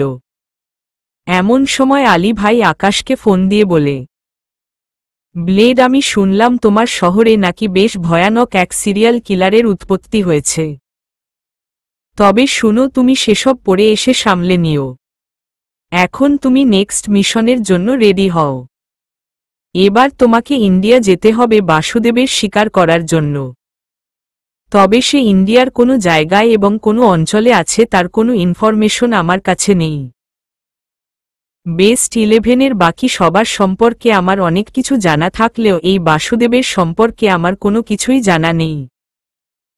তোমার ইন্ডিয়া গিয়ে তাকে খুঁজে তারপর করতে হবে। এটাই বড় হাতিদের মধ্যে শেষ হাতি। এটাকে শেষ করলে বাকি যারা আছে সবাই ভয় আমাদের কথা শুনতে বাধ্য হবে, না হয়তো একে একে সবগুলাকেই শেষ করে দিব। ঠিক আছে আলী ভাই, আমি আগামীকাল এই ইন্ডিয়ার উদ্দেশ্যে রওনা হব। তারপর বাকিগুলার মতন বাসুদেবকেও শেষ করে দেশে ফিরে আসব। আলী ভাইয়ের কথা শুনে আকাশ আগামীকাল মিশনে যাওয়ার জন্য নিশাতের আম্মুর কাছে মিথ্যা একটা বাহানা বানিয়ে বলে। এরপর সে আগামীকাল লোকজন সঙ্গে নিয়ে ইন্ডিয়া চলে যায়। ইন্ডিয়া গিয়ে 5 দিন কেটে যায়, কিন্তু বাসুদেবের খোঁজ আকাশ কোনোভাবেই বের করতে পারে না। শহরের যত জায়গায় বাসুদেবকে পাওয়ার সম্ভাবনা ছিল সব জায়গায় আকাশ গিয়েছে, কিন্তু বাসুদেবের খোঁজ আকাশ বের করতে পারেনি। তবে আকাশ হাল ছেড়ে দেওয়ার মতন মানুষ নয়, সে বাসুদেবের খোঁজে লেগে থাকে। 6 দিনের মাথায় গিয়ে আকাশ অনেক খোঁজাখুঁজির পর জানতে পারে কামরূপ কামাখ্যা মন্দিরের থেকে কিছুটা দূরে একটা বিশাল বড় জঙ্গল আছে। সেই জঙ্গলে বাসুদেবের একটা বিশাল বড় আড্ডা আছে। বাসুদেব সেখানেই রয়েছে। আকাশ বাসুদেবের খবর পাওয়া মাত্রই রওনা হয়ে পড়ে বাসুদেব নামক হাতিটাকে শিকার করার জন্য। দীর্ঘ 6-7 ঘন্টা সফর করে কামরূপ কামাখ্যা মন্দির ফেলে নিজের লোকজন নিয়ে আকাশ বিশাল বড় জঙ্গলটার সামনে গিয়ে পৌঁছায়। জঙ্গলের পৌঁছাতেই দেখে বাসুদেবের আড্ডাটা বিশাল বড়। জায়গায় জায়গায় লোকজন মেশিন হাতে পাহারায় দাঁড়িয়ে আছে। তবে মেশিন আকাশ এবং তার লোকেদের কাছেও আছে। আকাশ ইন্ডিয়া আসার পর এক মেশিন ব্যাপারী থেকে অনেক মেশিন কিনে নিয়েছে নিজেদের জন্য। তবে মেশিন সাথে থাকলেই তো আর কাজ হবে না। আকাশকে কৌশল করে জঙ্গলের ভিতরে গিয়ে বাসুদেব পর্যন্ত পৌঁছাতে হবে। তাহলেই সে বাসুদেবের কিছু একটা করতে পারবে। তবে জঙ্গলের মধ্যে জায়গায় জায়গায় বাসুদেবের গার্ডদেরকে দেখে আকাশ চিন্তায় পড়ে যায় কি করে জঙ্গলের ভিতরে যাবে। তখনই আকাশের মাথায় একটা বুদ্ধি আসে। আকাশ নিজের লোকেদের বলে, সাইলেন্সর লাগানো মেশিন দিয়ে বাসুদেবের কয়েকটা গার্ডকে শুইয়ে দে। কেউ কোনো কিছুই টের পাবে না। আর আমরা কয়েকজন তাদের পোশাক পরেই ভিতরে যাব। তাহলে আর কেউ আমাদেরকে চিনতেও পারবে না। আকাশের কথা মতন আকাশের লোকজন সাইলেন্সর লাগানো মেশিন দিয়ে বাসুদেবের ৮-১০টা গার্ডকে শুইয়ে দেয়। পরে সবার গা থেকে জামাকাপড় খুলে আকাশ এবং তার কয়েকজন লোক সেটা পরে নেয়। আর গার্ডদের মুখে লাগানো কালো কালিগুলো নিয়ে নিজেদের মুখে মেখে নেয়। এরপর লাশগুলোকে একপাশে লুকিয়ে রেখে তাদের মেশিনগুলোকে কাঁধে উঠিয়ে আকাশ নিজের সঙ্গে ৫ জনকে নেয়। আর কয়েকজনকে বাসুদেবের গার্ডদের মতন পাহারায় লাগিয়ে দেয়। বাকি যারা ছিল তাদেরকে জঙ্গলের বাহিরে থাকতে বলে ৫ জনকে সঙ্গে নিয়ে আকাশ জঙ্গলের ভিতরে ঢুকে পড়ে। আকাশের উদ্দেশ্য বাসুদেব যেখানে আছে সে সোজা সেখানে যাবে। আকাশ চুপচাপ নিজের লোকেদের নিয়ে জঙ্গলের ভিতরে রওনা হয়েছে। জায়গায় জায়গায় বাসুদেবের গার্ড দাঁড়ানো, কিন্তু কেউ আকাশদেরকে চিনতে পারছে না। সবাই ভাবছে আকাশরা তাদের এই লোক। আকাশ সেই সুযোগটাকে কাজে লাগিয়ে নিজের লোকেদের নিয়ে সহজেই জঙ্গলে একদম ভিতরে চলে যায়। জঙ্গলের একদম ভিতরে যাওয়ার পর দেখে অনেক বড় একটা কাঠের বাড়ি, আর তার চারপাশে অনেক গার্ড দাঁড়ানো। আকাশ বুঝে ফেলে এর ভিতরেই হাতি আছে। আকাশ কোনো চিন্তা ভাবনা ছাড়াই নিজের লোকদের নিয়ে কাঠের বাড়ির ভিতরে ঢুকে পড়ে। বাড়ির ভিতরে একটা চেয়ারের উপরে বসে বাসুদেব স্মোক করতে করতে নিজের লোকেদের সাথে কথা বলছিল। কিন্তু আকাশ বাড়ির ভিতরে ঢুকতেই সবাই তাকে নিজের লোক বলে ভাবলেও বাসুদেব আকাশকে চিনে ফেলে। যার জন্য বাসুদেবকে আকাশ কিছু করার আগেই ঘরের ভিতরে থাকা সবাইকে আদেশ করে আকাশের উপরে নিশানা করতে। সবাই বাসুদেবের কথা মতন আকাশদের উপরে নিশানা করে। আকাশ পুরো ফেঁসে গেছে। বাসুদেব বসা থেকে উঠে দাঁড়িয়ে আকাশকে বলে, আয়রন ব্লেড, তুই আমার খোঁজ করতে করতে এখান পর্যন্ত চলে এসেছিস। তার মানে তুই বাকি বেস্ট 11-এর 2 জনকে মেরেছিস, আর আমাকেও মারার জন্য এখান পর্যন্ত চলে এসেছিস। কিন্তু শুন, তুই বাকি 2 জনকে মারতে পারলেও আমাকে পারবি না। কারণ দেখ, আমার লোকেরা তোকে নিশানায় নিয়ে নিয়েছে। বাসুদেবের কথা শুনে আকাশ কি করবে বুঝে উঠতে পারে না। তাই সে মনে মনে একটা ফন্দি এঁটে বাসুদেবকে বলে, শুন বাসুদেব, আমি শিকার করতে এসেছি মানে শিকার করেই যাব। তোর মতন আমার এত তাড়াহুড়ো নেই। আমি চাইলে ঘরে ঢোকা মাত্রই তোর দিকে নিশানা করতে পারতাম, কিন্তু আমি তা করিনি। কারণ তুই আমার শিকার। পালিয়ে তো আমার সামনে থেকে আর কোথাও যেতে পারবি না। আর কি বললি? তোর লোকেরা আমায় নিশায় করেছে দেখে তোকে মারতে পারবো না?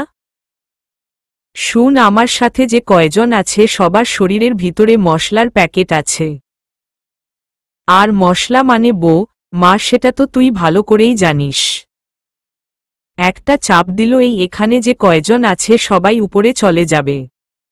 তাই ভালো চাস তো সবাইকে মেশিন সরাতে বলে আমার সাথে এক জায়গায় বসে তুই শান্তভাবে কথা বল। বাসুদেব মশলার কথা শুনে ঘাবড়ে যায়। তাই সে সবাইকে মেশিন নামাতে বলে আকাশের কথা মতন তার সাথে কথা বলতে রাজি হয়। কিন্তু বাসুদেবের লোকেরা মেশিন সরাতেই আকাশ নিজের হাতা থাকা মেশিনটা দিয়ে বাসুদেবের টিকিট কেটে দেয়। বাসুদেব সাথে সাথে নিচে পড়ে যায়। আকাশ বাসুদেবের উপরে মেশিন চালিয়ে দেওয়ায় বাসুদেবের লোকেরা আকাশের দিকে আবারও নিশানা করে। তখন আকাশ সবাইকে বলে, দেখ, আমি শুধু তোদের ওস্তাদকে টপকাতে এসেছি, তাই আমার পথের মাঝে কেউ আসিস না, না হয়তো মশলার পাওয়ারে আমি তো উপরে যাবই, আর তার সাথে তোদের সব কয়টা কেউ সঙ্গে নিয়ে যাব। আকাশের কথা শুয়ে ভয় পেয়ে সবাই মেশিন আবারও নামিয়ে ফেলে, কারণ প্রথমত তাদের মরার এত শখ নেই, দ্বিতীয়ত আকাশের সম্পর্কে তারা অনেকটাই জানে।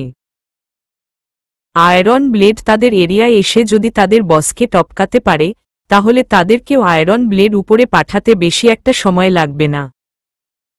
তাই সবাই মেশিন নামিয়ে চুপচাপ দাঁড়িয়ে থাকে। সবাই মেশিন নামানোর পর আকাশ বাসুদেবের কাছে যায়।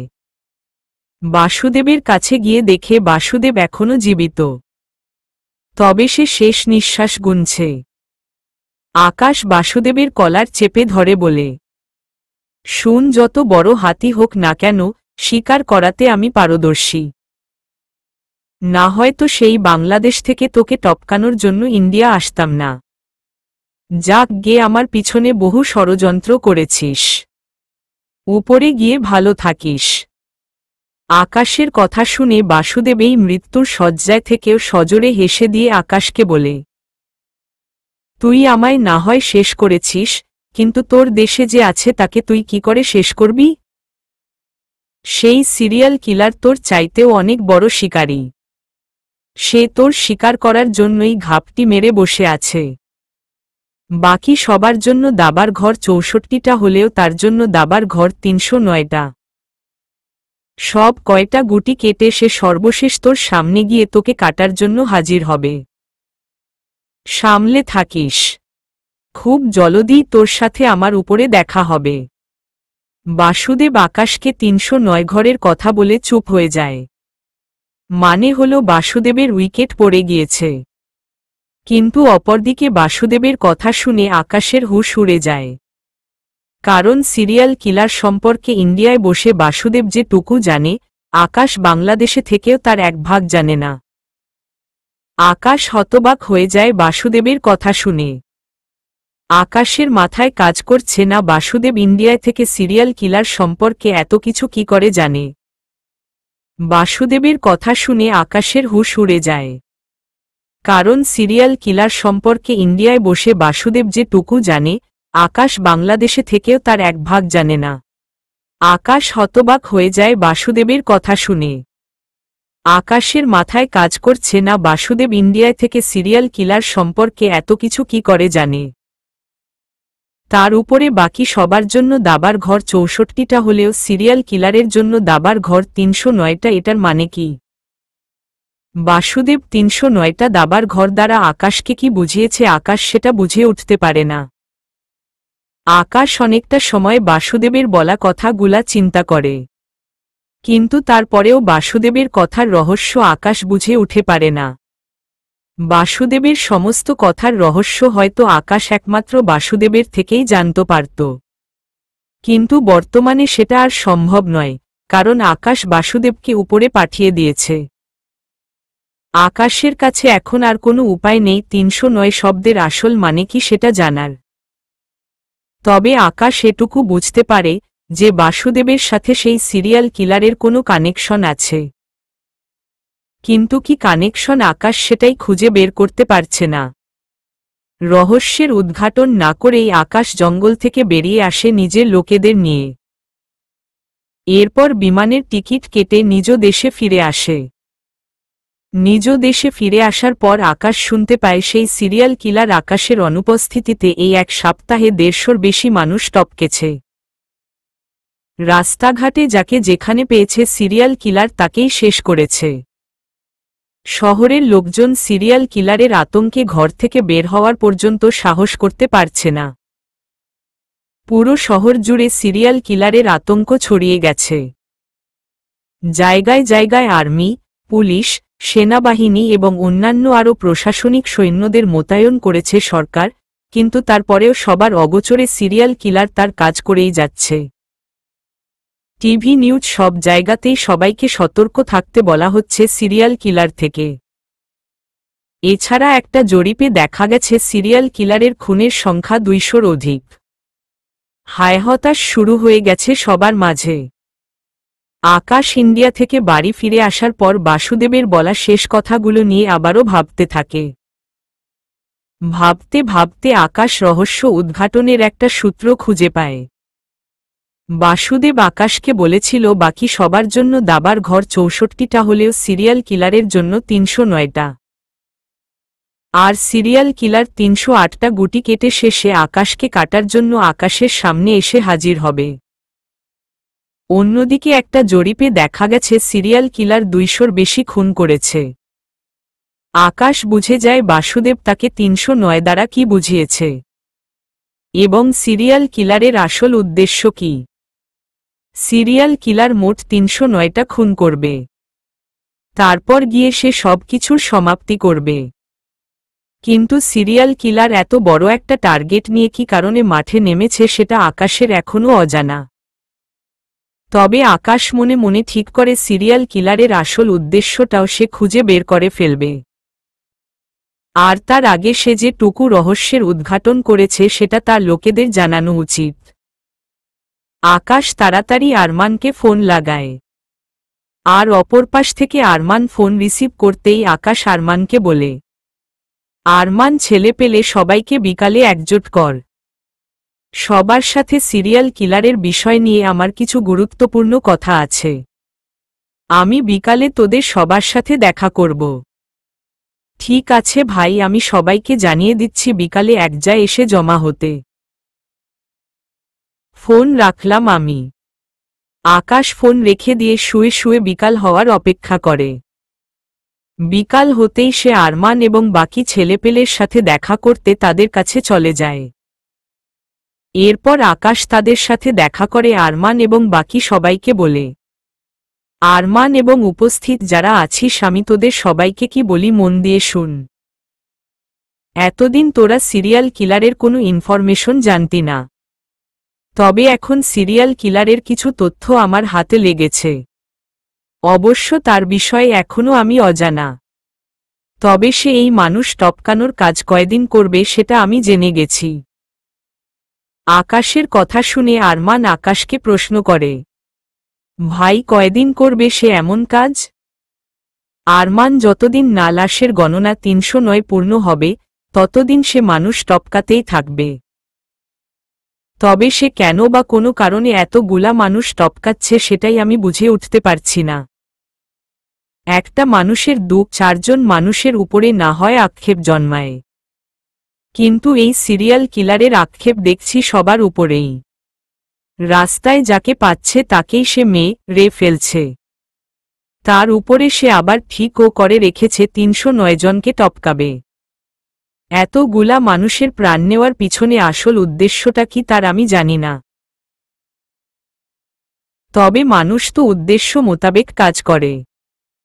নির্দিষ্ট কিছু মানুষের সাথে ঝামেলা হওয়ায় সেসব ব্যক্তিদের উপরে বদলা নিচ্ছে, এমন হলে বিষয়টা না হয় স্বাভাবিক বলে ধরে নেওয়া যেত। কিন্তু সে তো অনেক বড় একটা সংখ্যাকে অনুসরণ করছে। এছাড়া সে সুযোগ মতন যাকে পাচ্ছ তাকেই সে শেষ করছে। আমার তো মনে হয় সে দলা নেওয়ার জন্য এসব করছে না। সে হয়তো অন্য কোনো কারণে এমন করছে, না হয়তো ওই যে বললাম নির্দিষ্ট মানুষদের উপরে সে দলা নিত। আকাশের কথা শুনে আরমান এবং বাকি সবাই সিরিয়াল কিলারের 309 শব্দের কথা জানতে পারে। কিন্তু সিরিয়াল কিলারের আসল উদ্দেশ্য কি সেটা আকাশের মতন তার লোকজনও বুঝে উঠতে পারে না। তাই সবাই চুপ হয়ে থাকে। এমন সময় আকাশের হয়ে কাজ করে রাব্বি নামক এক ছেলে আকাশকে বলে ওঠে, ভাই আপনার মুখ থেকে সমস্ত কিছু শুনে আমার মনে হচ্ছে আপনি এবং বাকি যে কয়জন এখানে উপস্থিত আছেন আমি সবার ভিতরে জন্মানো রহস্যের উদ্ঘাটন করতে পারব। সবার রহস্যের উদ্ঘাটন করতে পারবি মানেটা বুঝলাম না ঠিক। ভাই আমি সবকিছু ক্লিয়ার করে বলছি। ভাই আপনি একটু আগে বললেন নির্দিষ্ট কিছু মানুষের উপরে সিরিয়াল কিলার বদলা নিলে সেটা স্বাভাবিক বলে ধরে নেওয়া যেত। কিন্তু সিরিয়ালের কিলার যাকে পাচ্ছে তাকেই সে মেরে ফেলছে। সে একটা বিশাল সংখ্যাকে অনুসরণ করছে। তার মানে সিরিয়াল কিলারের অন্য কোনো উদ্দেশ্য অবশ্যই আছে। আর সেই উদ্দেশ্যটা কি সেটা আমি আইডিয়া করে বলতে পারবো ভাই। আচ্ছা বল কি উদ্দেশ্য তার? ভাই আমি একজন গ্রামের ছেলে। আমি গ্রাম থেকে শহরে এসেছি পড়ালেখা করার জন্য। কিন্তু আমি শহরের আসার 4-5 মাস পর অনেক বড় একটা ঝামেলায় পড়ি, যার কারণে আমার পড়ালেখা করাটা বন্ধ হয়ে যায়। পরিশেষে এসে আমি রাগ জেদ থেকে আপনার লোকদের সাথে যুক্ত হই। যাই হোক সেসব আসল কথা নয়। আসল কথা হচ্ছে আমার গ্রামে বহু পুরাতন একটা কুসংস্কার ছিল, যেটা সময়ের সাথে সাথে মানুষ মানা বাদ দিয়ে দিল। এখনো সেই কুসংস্কারে অনেক মানুষ বিশ্বাসী। আর সে কুসংস্কারটা হল প্রাণের বলি। আর বলি শুরু হয় ৫ম নম্বর থেকে। 5টা প্রাণের বলি দিল মানুষের নাকি ছোটখাটো কোনো মনের আশা পূর্ণ হয়। দ্বিতীয়ত 7ম বলি দিল মানুষের কোনো মাঝারি রকমের মনের আশা পূর্ণ হয়। তৃতীয়ত নরবলি দিল মানুষের অনেক বড় কোনো মনের আশা পূর্ণ হয়। আর এই বলিগুলা দিত মানুষ কোনো প্রাণীকে, যেমন গরু, ছাগল, মুরগিকে। কিন্তু ভাই এখানে সিরিয়াল কিলার মানুষের বলি দিচ্ছে, আর তার সংখ্যাটাও বিশাল বড়। কিন্তু সে এতগুলা সংখ্যার বলি কেন দিচ্ছে তা আমি জানি না। তবে আমার মনে হয় সিরিয়াল কিলার সেই কুসংস্কারে বিশ্বাসী, যার কারণে সে নিজের অনেক বড় কোনো আশা পূর্ণ হওয়ার জন্য সে এসব করছে। না হয়তো ভাই সে কখনো সংখ্যা গণনা করে এসব করত না। নির্দিষ্ট কিছু মানুষের উপরে বদলা নিত, কিন্তু সে যাকে পাচ্ছে তাকেই মেরে উপরে পাঠাচ্ছে। ভাই আমার মন বলছে সেই সিরিয়াল কিলার নিজের কোনো উদ্দেশ্য পূরণের জন্য সে এমন করছে। না হয়তো সে কখনোই এতগুলা সংখ্যার পিছনে লাগত না। রাব্বির সমস্ত কথা আকাশ বুঝতে পারে সিরিয়াল কিলার রাব্বির গ্রামের সেই পুরাতন কুসংস্কার বিশ্বাসী। না হয়তো সেই সিরিয়াল কিলার কখনোই এই বড় একটা সংখ্যাকে টার্গেট করে যাকে সুযোগে পাচ্ছে তাকে মারত না। আকাশ রাব্বির সমস্ত কথা শুনে রাব্বিকে বলে, ধন্যবাদ রাব্বি সিরিয়াল কিলারের আসল উদ্দেশ্যটাকে আমাদের সামনে ক্লিয়ার করার জন্য। আমি জানি না সিরিয়াল কিলার সত্যিই কুসংস্কারে বিশ্বাস করে এসব করছে কিনা, তবে তোর কথাটা বিশ্বাসযোগ্য। আমারও মনে হচ্ছে সিরিয়াল কিলার কুসংস্কারে বিশ্বাসী হয়ে এসব করছে। তাই তোরা সবাই কাজে লেগে পড়। আগে না হয় সিরিয়াল কিলার সম্পর্কে কোনো ইনফরমেশন তোদের কাছে ছিল না, তবে তোরা এখন সিরিয়াল কিলারের আসল উদ্দেশ্য সম্পর্কে জানিস। এখন তোরা খালি সেই সিরিয়াল কিলারকে কোনো মতে খুঁজে বের কর, বেটাকে তারপর বুঝাবো। আমাদের গ্রামের মানুষরা কাউরে তাচ্ছিল্য করার সময় একটা কথা বলে, হাতে ধরাই দিমু লুডা, আর বেইচ্চা খাবি গুডা। সিরিয়াল কিলারকে যদি একবার ধরতে পারি তাহলে তার ইচ্ছে পূরণ আমি তার পিছন দিয়ে দিব। যা সবাই কাজে লেগে পড়, আমি বাসায় যাচ্ছি। আকাশ সবাইকে কাজে লেগে পড়তে বলে সে বাসায় চলে আসে। বাসায় আসতে আসতে রাত 8টা বেজে যায়। 9টার দিকে শহরের কনস্ট্রাকশনের একটা সাইটে এএসআই হারুনের লাশ বিভৎস অবস্থায় দেখতে পায় কনস্ট্রাকশনে কাজ করা কিছু কর্মী। এএসআই হারুনেরই এই খবরটা রাতারাতি মানুষের কাছে ছড়িয়ে যায়।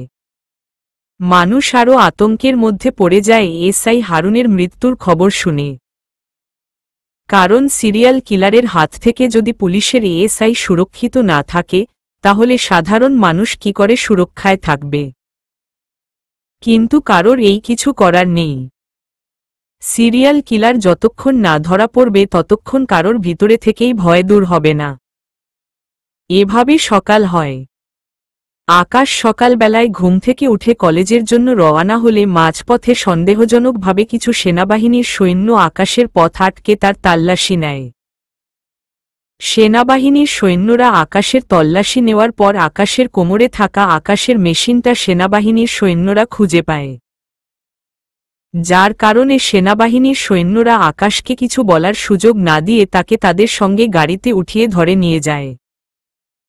আকাশকে ধরে নিয়ে গিয়ে সেনাবাহিনীর সৈন্যরা তাদের লকআপে আটকে রাখে, আর তার পিস্তলটা তারা জব্দ করে নেয়।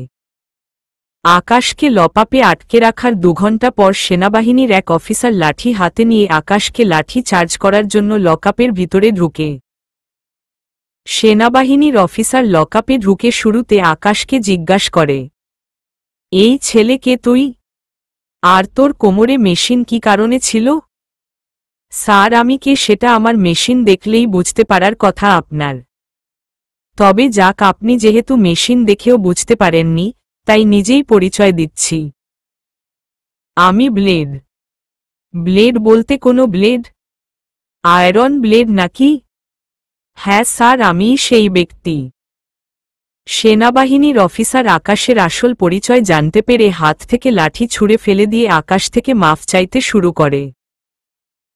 ভাই, আমাদের ভুল হয়ে গেছে, আমরা আসলে আপনাকে চিনতে পারিনি। ভাই, ক্ষমা করে দিন আমাদেরকে।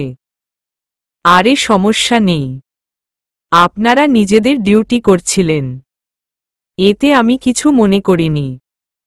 ধন্যবাদ ভাই।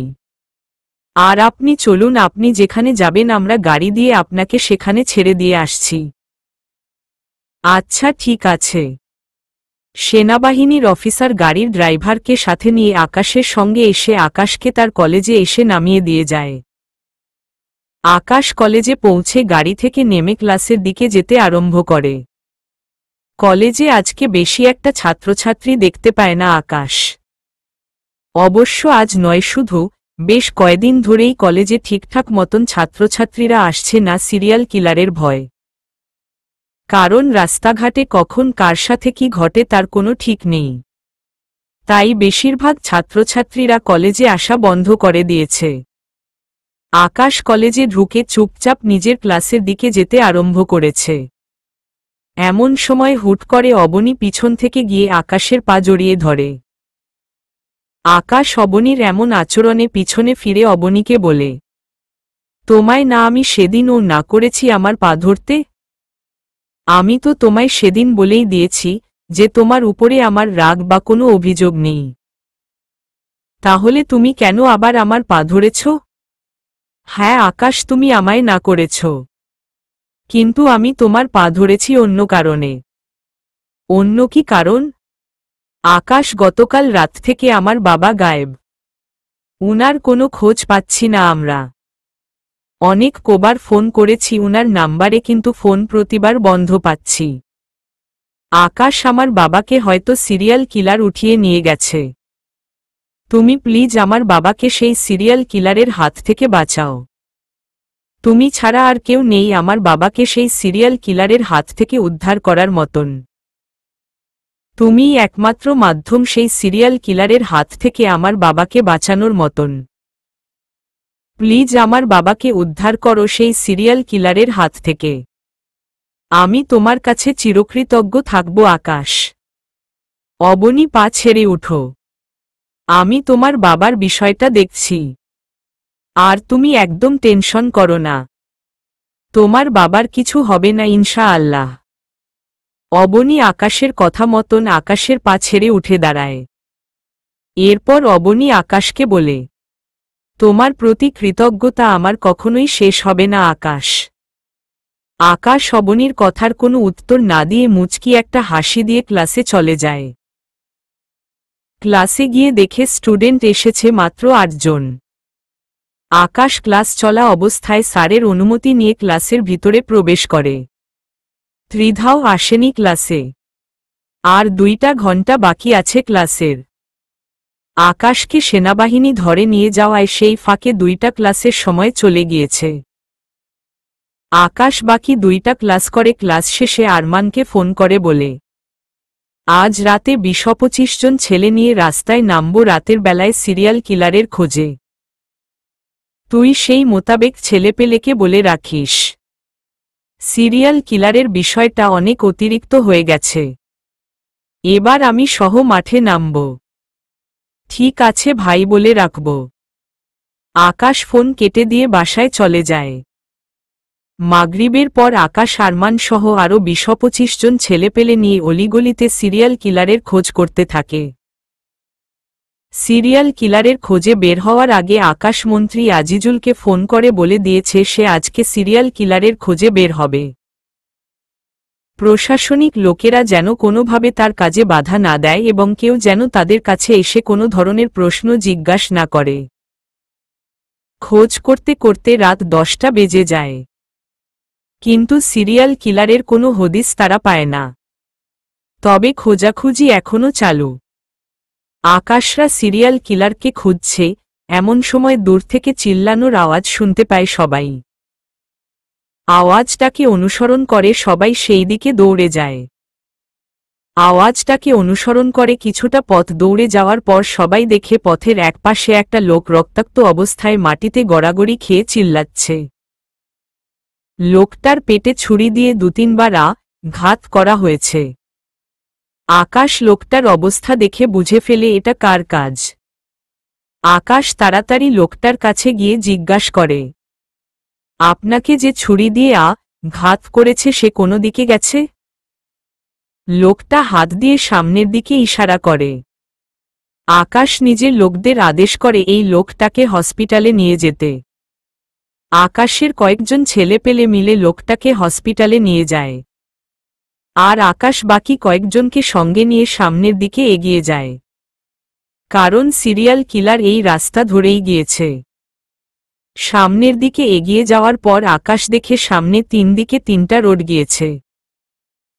এর মধ্যে সিরিয়াল কিলার কোনো রাস্তা ধরে গিয়েছে আকাশ অনুমান করতে পারছে না।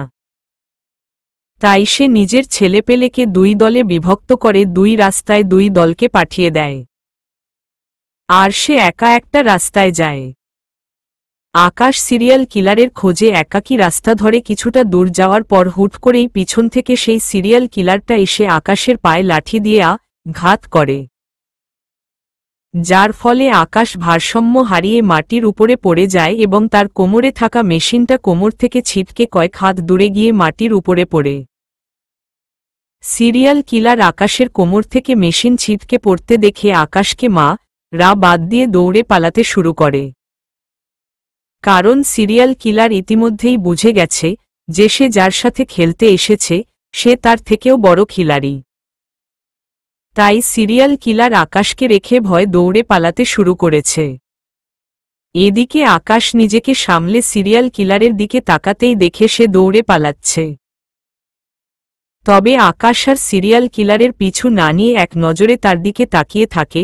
তখনই আকাশ দেখে সিরিয়াল কিলার মেয়েদের মতন করে দৌড়ে অন্ধকারের মধ্যে গায়েব হয়ে গেছে। সিরিয়াল কিলার আকাশের কোমর থেকে মেশিন ছিটকে পড়তে দেখে আকাশকে রা বাদ দিয়ে দৌড়ে পালাতে শুরু করে।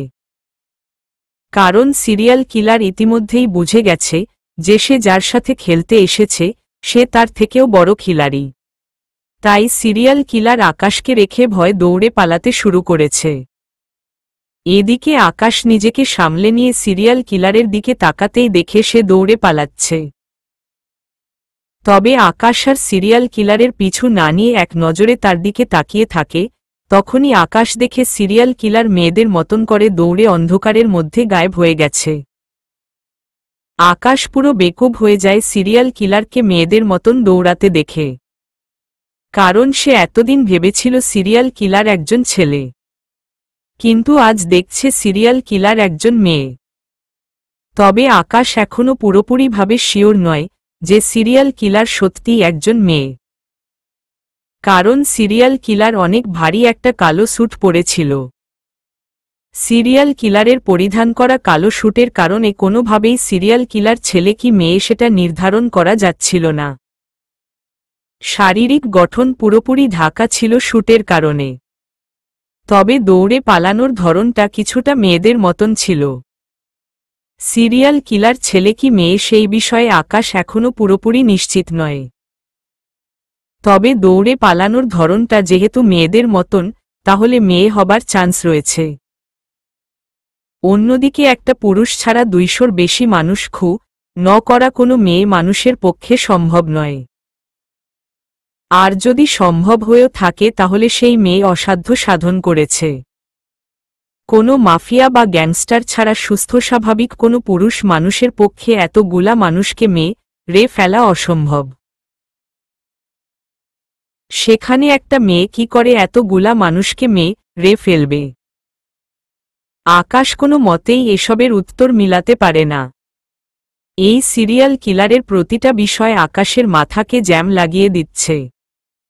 একজন মাফিয়ার চিন্তাভাবনা বরাবরের মতোই সমস্ত মানুষ থেকে আলাদা হয়ে থাকে। কারণ মাফিয়া হওয়ার জন্য তার চিন্তাভাবনাও সবার থেকে আলাদা হতে হয়। না হয়তো যে কেউ চাইলেই মাফিয়া হয়ে যেতে পারত। কিন্তু এখানে আকাশ এই সিরিয়াল কিলারের বুদ্ধির সাথে পেরে উঠতে পারছে না। আজ এত বছর ধরে আকাশ এই লাইনে। নিজের বুদ্ধিমত্তা দিয়ে আকাশ তার এই জীবনে বহু মানুষকে হারিয়েছে। আর আকাশ যাদেরকে হারিয়েছে সব কয়টাই এই লাইনের মাফিয়া ছিল। কিন্তু এই প্রথম সামান্য একটা সিরিয়াল কিলারের বুদ্ধির সাথে আকাশ পেরে উঠতে পারছে না। আকাশের চিন্তাধারা যেখানে গিয়ে শেষ হচ্ছে, সিরিয়াল কিলারের চিন্তাভাবনা যেন সেখান থেকে শুরু হচ্ছে। আকাশ যেই পথ ধরে হাঁটছে, সিরিয়াল কিলার সেই পথেই আকাশের চাইতে 2-4 কদম আগে হাঁটছে। আকাশ সিরিয়াল কিলারকে ধরার জন্য নতুন করে কি ভাববে, সিরিয়াল কিলারের জেন্ডার কি বর্তমানে, সেটা নিয়েই আকাশের মনে বিশাল এক সংশয় তৈরি হয়েছে। আকাশ মাটিতে বসে নিজের সংশয় দূর করার চেষ্টা করছে। ঠিক তখনই আকাশের লোকজন আকাশের কাছে এসে হাজির হয়। সবাই আকাশের এসে হাজির হতেই দেখে আকাশ চুপচাপ মাটিতে বসে আছে। আরমান আকাশকে মাটিতে বসে থাকতে দেখে আকাশকে বলে, ভাই, আমরা সিরিয়াল কিলারকে তন্ন করে খুঁজেছি, কিন্তু তাকে কোথাও পাইনি। কিন্তু আপনি এখানে মাটির মধ্যে বসে কি করছেন?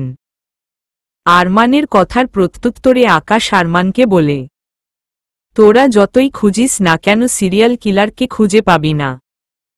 কারণ সিরিয়াল কিলার ওই যে সামনের রাস্তা ধরেই পালিয়েছে। আর যাওয়ার আগে সে পিছন থেকে এসে আমার উপরে লাঠি হামলা করেছিল, যার কারণে আমি মাটির উপরে পড়ে গিয়েছি। কিন্তু পরবর্তীতে সে কি মনে করে যেন আমার উপরে আক্রমণ না করে দৌড়ে পালিয়ে গেছে।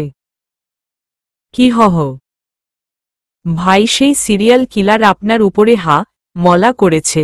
ভাই বেটাকে যদি একবার আমি ধরতে পারি, তাহলে সত্যি বলছি সেই সিরিয়াল কিলারের শরীরের সমস্ত ছিদ্র আমি আটকে দিব, যাতে করে বেটা নিঃশ্বাস ফেলতে না পেরে দম আটকে মরে যায়।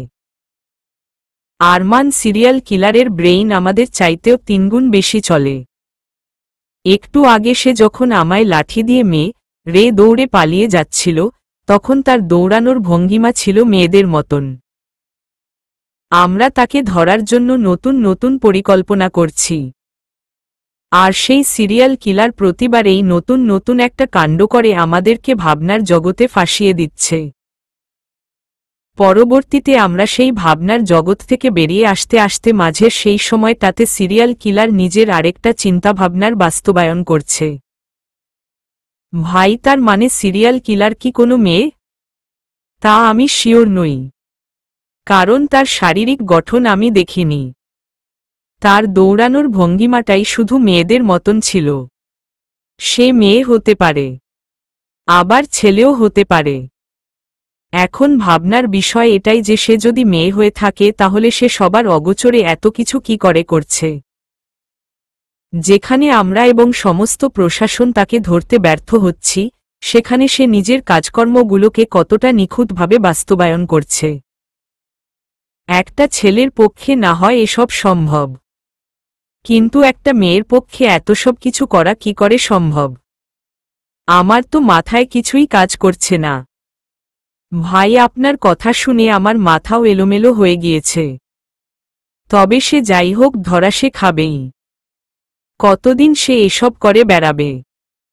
একদিন তো তাকে ঠিক আমরা খুঁজে বের করব। আর যেদিন তাকে আমরা খুঁজে বের করব, সেদিন তার করা সব কয়টা খুনের প্রতিশোধ তার উপরে মিটিয়ে নিব।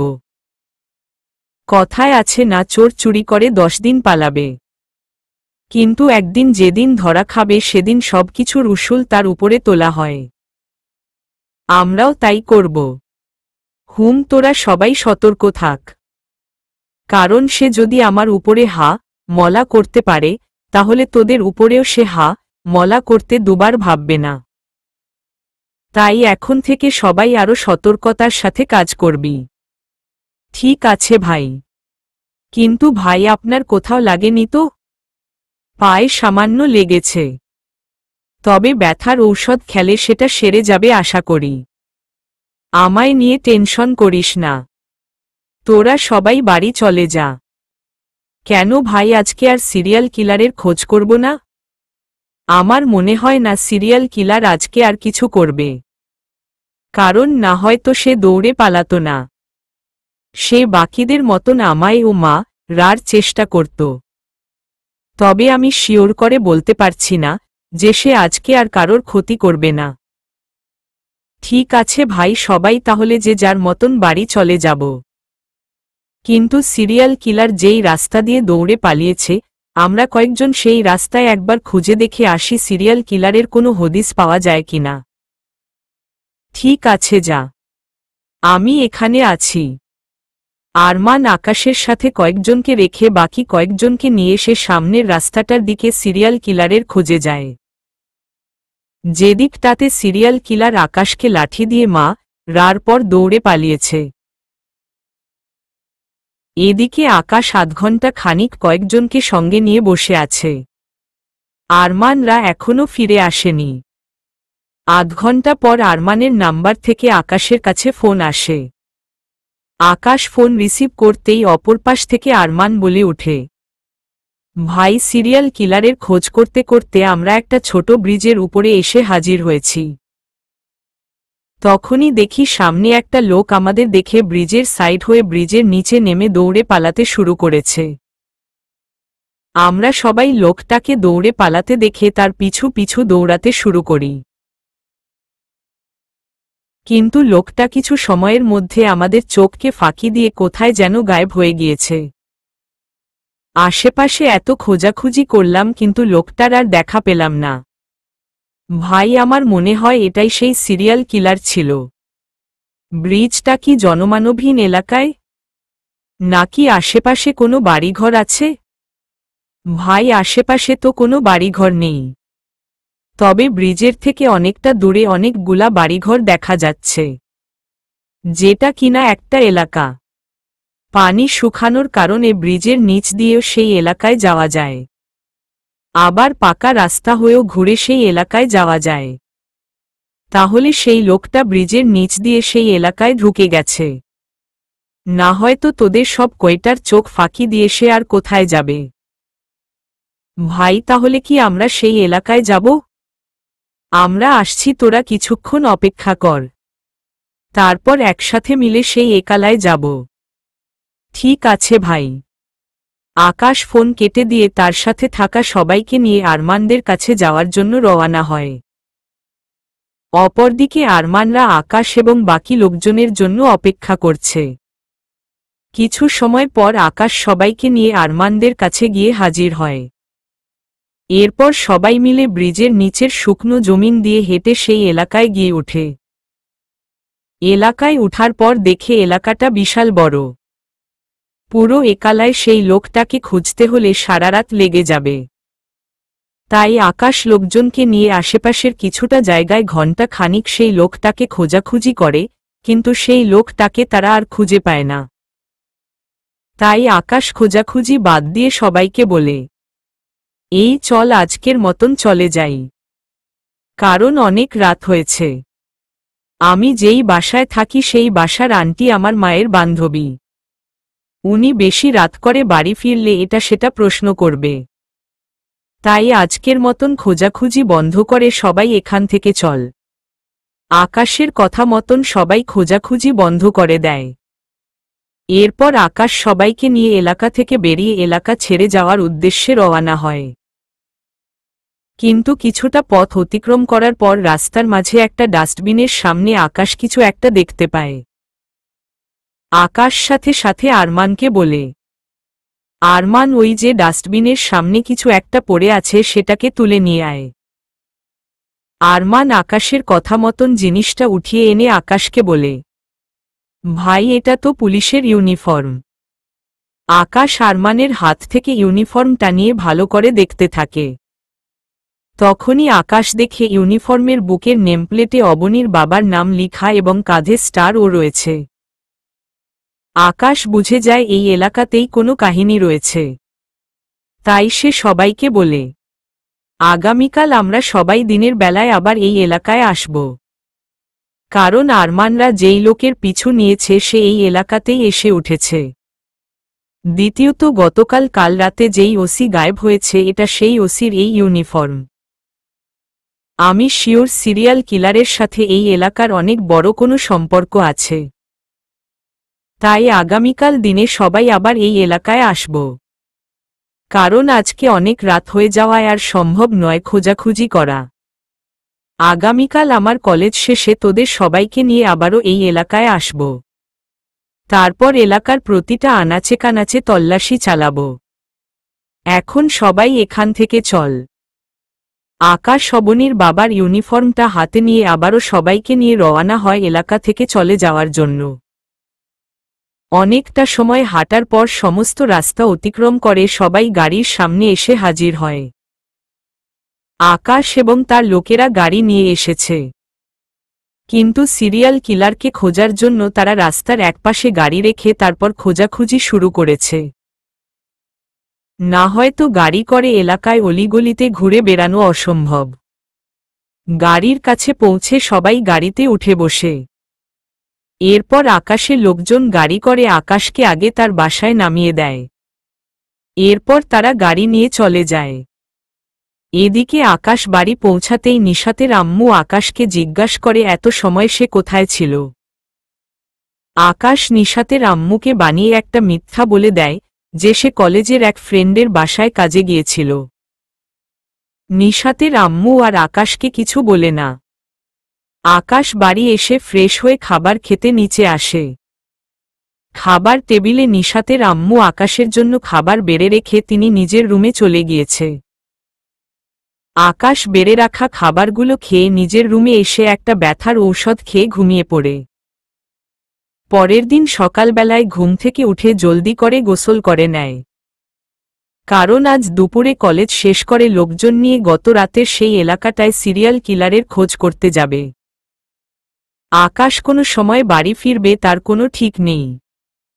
তাই আকাশ আজকে সকাল সকাল গোসল সেরে নিয়েছে। গোসল শেষ করে ছাদে উঠে ভেজা কাপড়গুলো দড়িতে টানিয়ে দেওয়ার জন্য।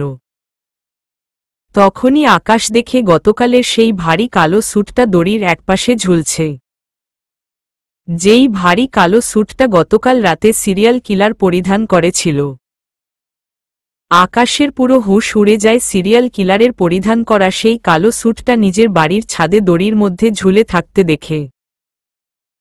আকাশ কোনো মতেই হিসেব মিলাতে পারছে না গতকাল রাতে পরিধান করা সিরিয়াল কিলারের শরীরের সেই কালো স্যুটটা তার বাড়ির ছাদে কি করছে।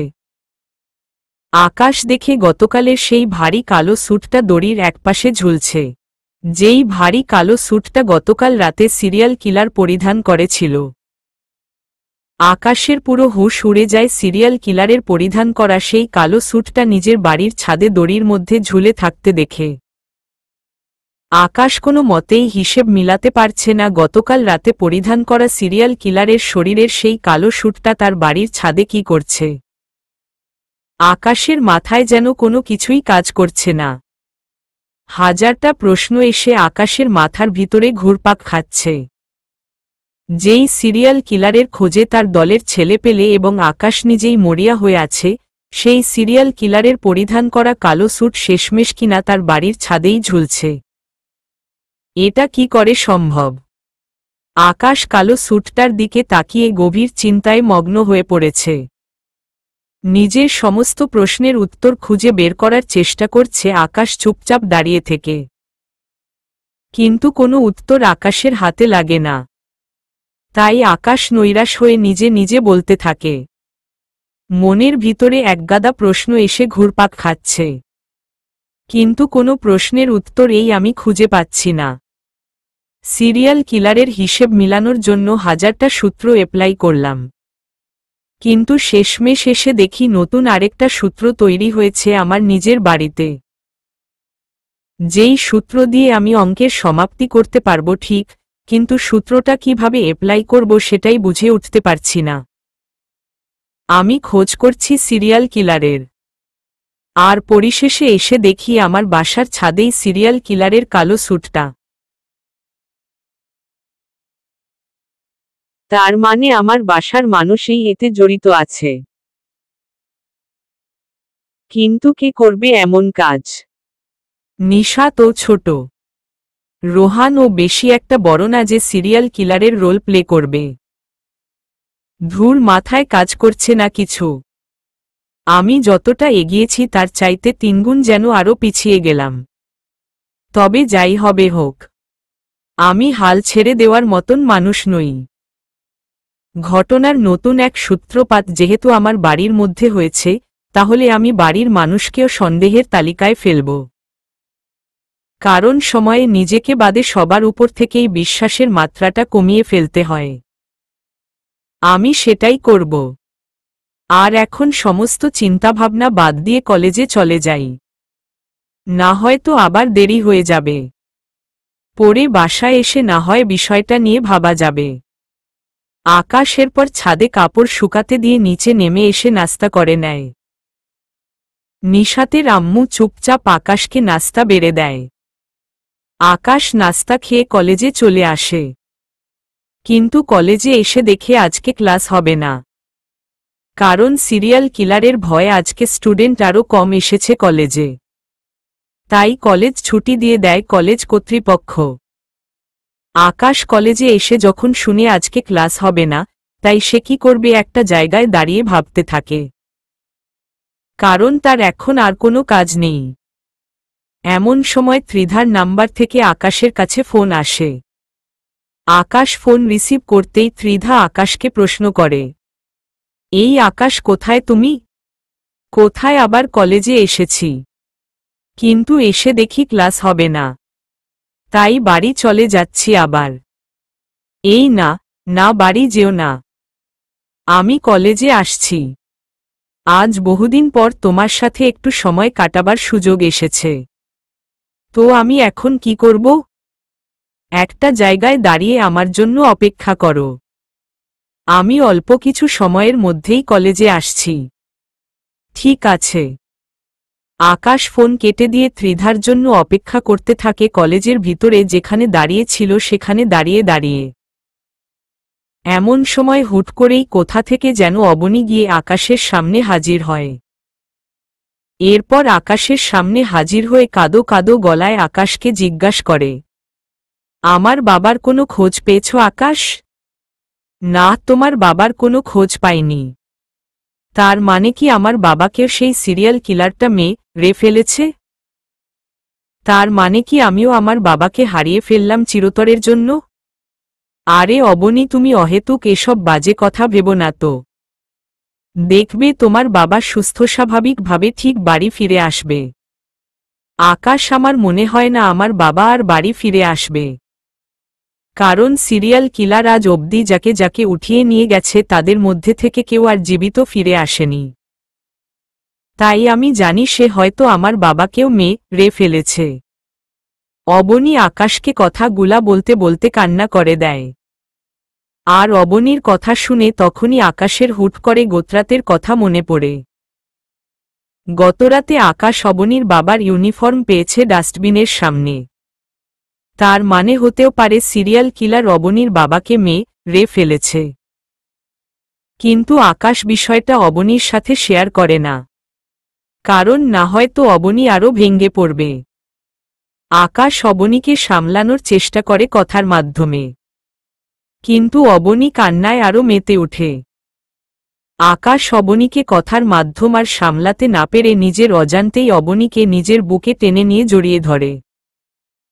এরপর অবনীকে বলে, হয়েছে, এবার কান্না থামাও।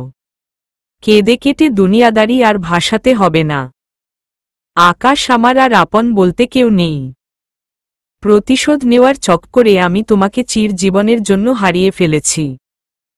যাও, একটা সুযোগ পেয়েছিলাম তোমাকে আঁকড়ে ধরে বাঁচার, কিন্তু সেই সুযোগটা আমি নিজের হাতেই শেষ করেছি। এখন বাকি আছে শুধু আমার বাবা। তিনার কিছু হলে আমি একদম নিঃস্ব হয়ে যাব। যদিও বা মা আছে বাড়িতে, কিন্তু বাবার মতন করে মা আমায় কখনোই বুঝতে পারে না। তাই প্লিজ আমার বাবাকে ফিরিয়ে এনে দাও আকাশ। আকাশ, আমি শুরুতে তোমার সাথে দাপট দেখিয়েছিলাম, কিন্তু শেষমেশ শেষে আর তোমার সামনে টিকতে পারিনি। আমি জানি সেই সিরিয়াল কিলার ও তোমার সামনে টিকতে পারবে না। হয়তো সে এখন এটা সেটা করে বেড়াচ্ছে, কিন্তু তোমার মুখোমুখি হলে তার হাওয়া টাইট হয়ে যাবে। কারণ আয়রন ব্লেডের ক্ষমতা সম্পর্কে সবাই জানে ভালো করে। আকাশ, প্লিজ তুমি আমার বাবাকে যে করেই হোক সেই সিরিয়াল কিলারের হাত থেকে উদ্ধার করো। অবনী, কান্না থামাও আর আল্লাহর উপরে ভরসা রাখো। আজ আমরা সিরিয়াল কিলার এবং তোমার বাবার খোঁজে বের হব। আমরা একটা জায়গার সন্ধান পেয়েছি। আজ অনেক লোকজন মিলে সেই জায়গাটায় যাব। ইনশা আল্লাহ। আল্লাহ চায় তো তোমার বাবার কিছুই হবে না। অবনী আকাশের কথায় কান্না থামায়। অবশেষে আকাশ অবনীর কান্না থামাতে সক্ষম হয়েছে। কিন্তু এমন সময় ত্রিধা এসে হাজির হয় আকাশের সামনে। ত্রিধা হাজির হওয়া মাত্রই দেখে আকাশ অবনীকে জড়িয়ে ধরে নিজের বুকে নিয়ে রেখেছে। ব্যাপারটা ত্রিধার বেশ গায়ে লাগে, কিন্তু সে আকাশকে কিছু না বলে চুপচাপ দাঁড়িয়ে থাকে।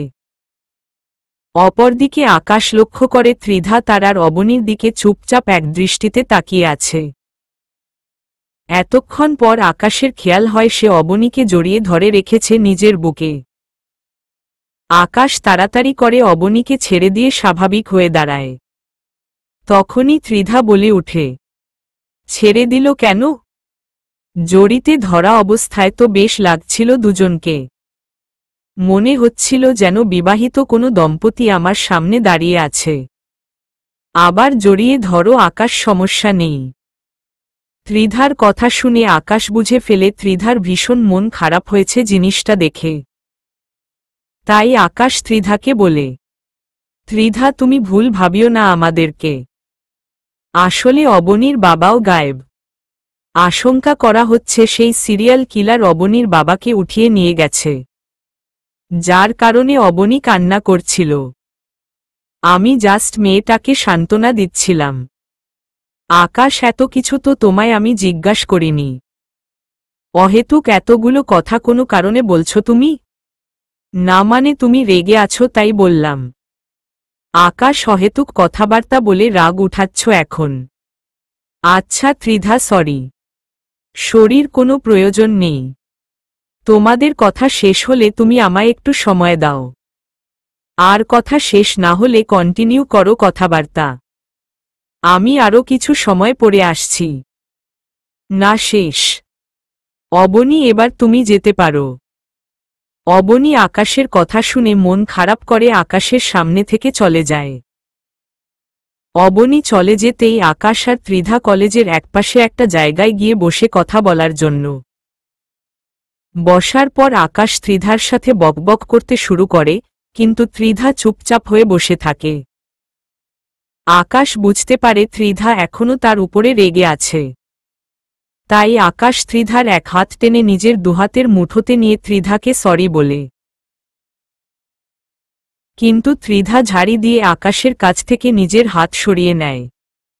এরপর কিছুটা রাগান্বিত কণ্ঠে আকাশকে বলে, এই ফাজিল ছেলে, কিসের সরি তোর? আজ কয়দিন পর তোর সাথে আমার দেখা হচ্ছে। দেশে সিরিয়াল কিলারের ভয়ে সবাই ঘরবন্দি হয়ে বসে আছে, আর আমি তোর সাথে দেখা করতে নিজের প্রাণের রিস্ক নিয়ে চলে এসেছি।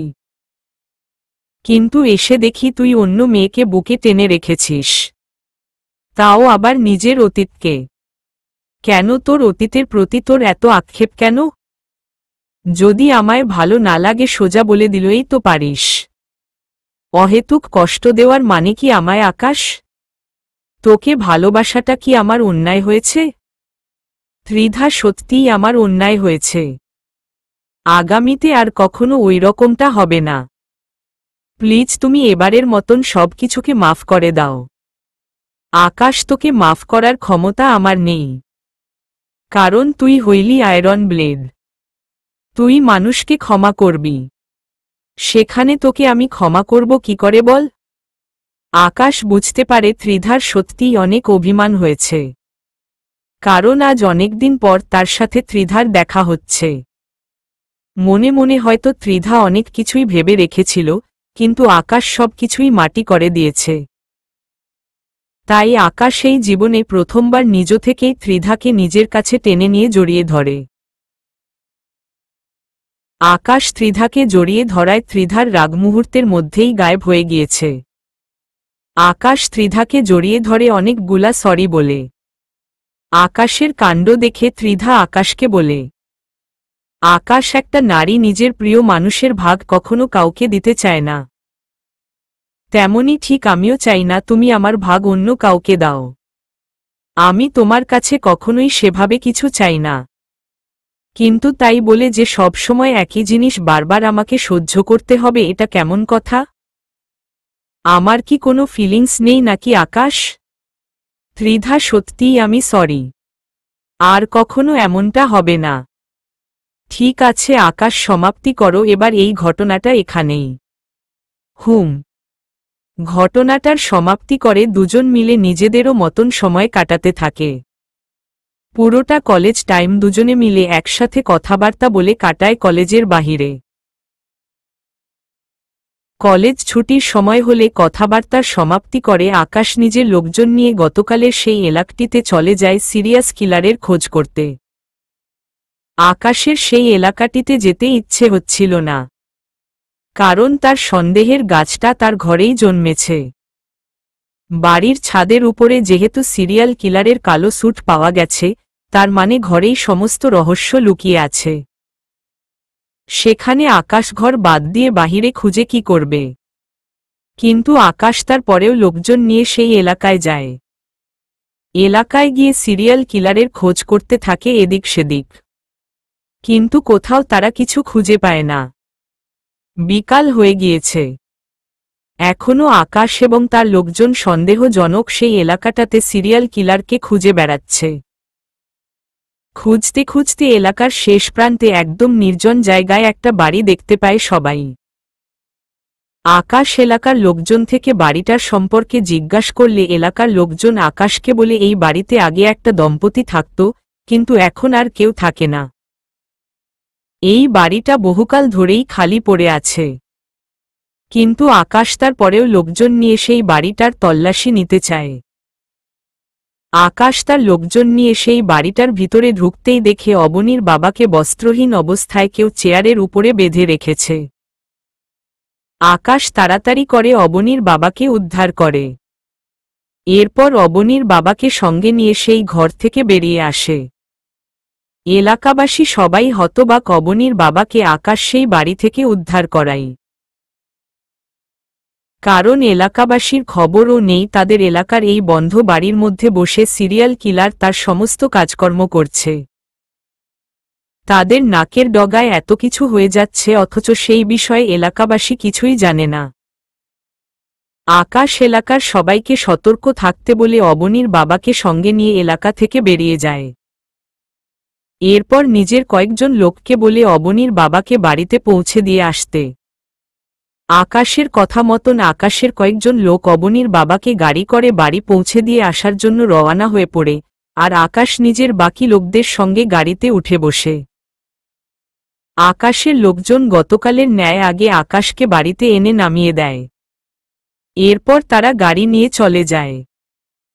আকাশ বাড়ি পৌঁছে ঘরের ভিতরে প্রবেশ করতেই দেখে নিশাতের আম্মু বাকি কাপড়চোপড়ের সাথে সিরিয়াল কিলারের সেই কালো স্যুটটা হাতে নিয়ে সিঁড়ি বেয়ে ছাদ থেকে নিচে নামছে। আকাশের কিছুটা সন্দেহ হয় সিরিয়াল কিলারের সেই কালো স্যুটটা নিশাতের মায়ের হাতে দেখতে পেয়ে। অপরদিকে নিশাতের আম্মু আকাশকে দেখতে পেয়ে তাড়াতাড়ি করে সিরিয়াল কিলারের কালো স্যুটটা হাতে থাকা বাকি কাপড়ের সাহায্য লুকিয়ে ফেলে, যেটা দেখে আকাশের সন্দেহ আরও প্রবল হয়ে যায় নিশাতের আম্মুর উপরে। আকাশ এবার নিশ্চিত হয়ে যায় সমস্ত কিছুর পিছনে আসল খেলোয়াড়টা কে। চলবে।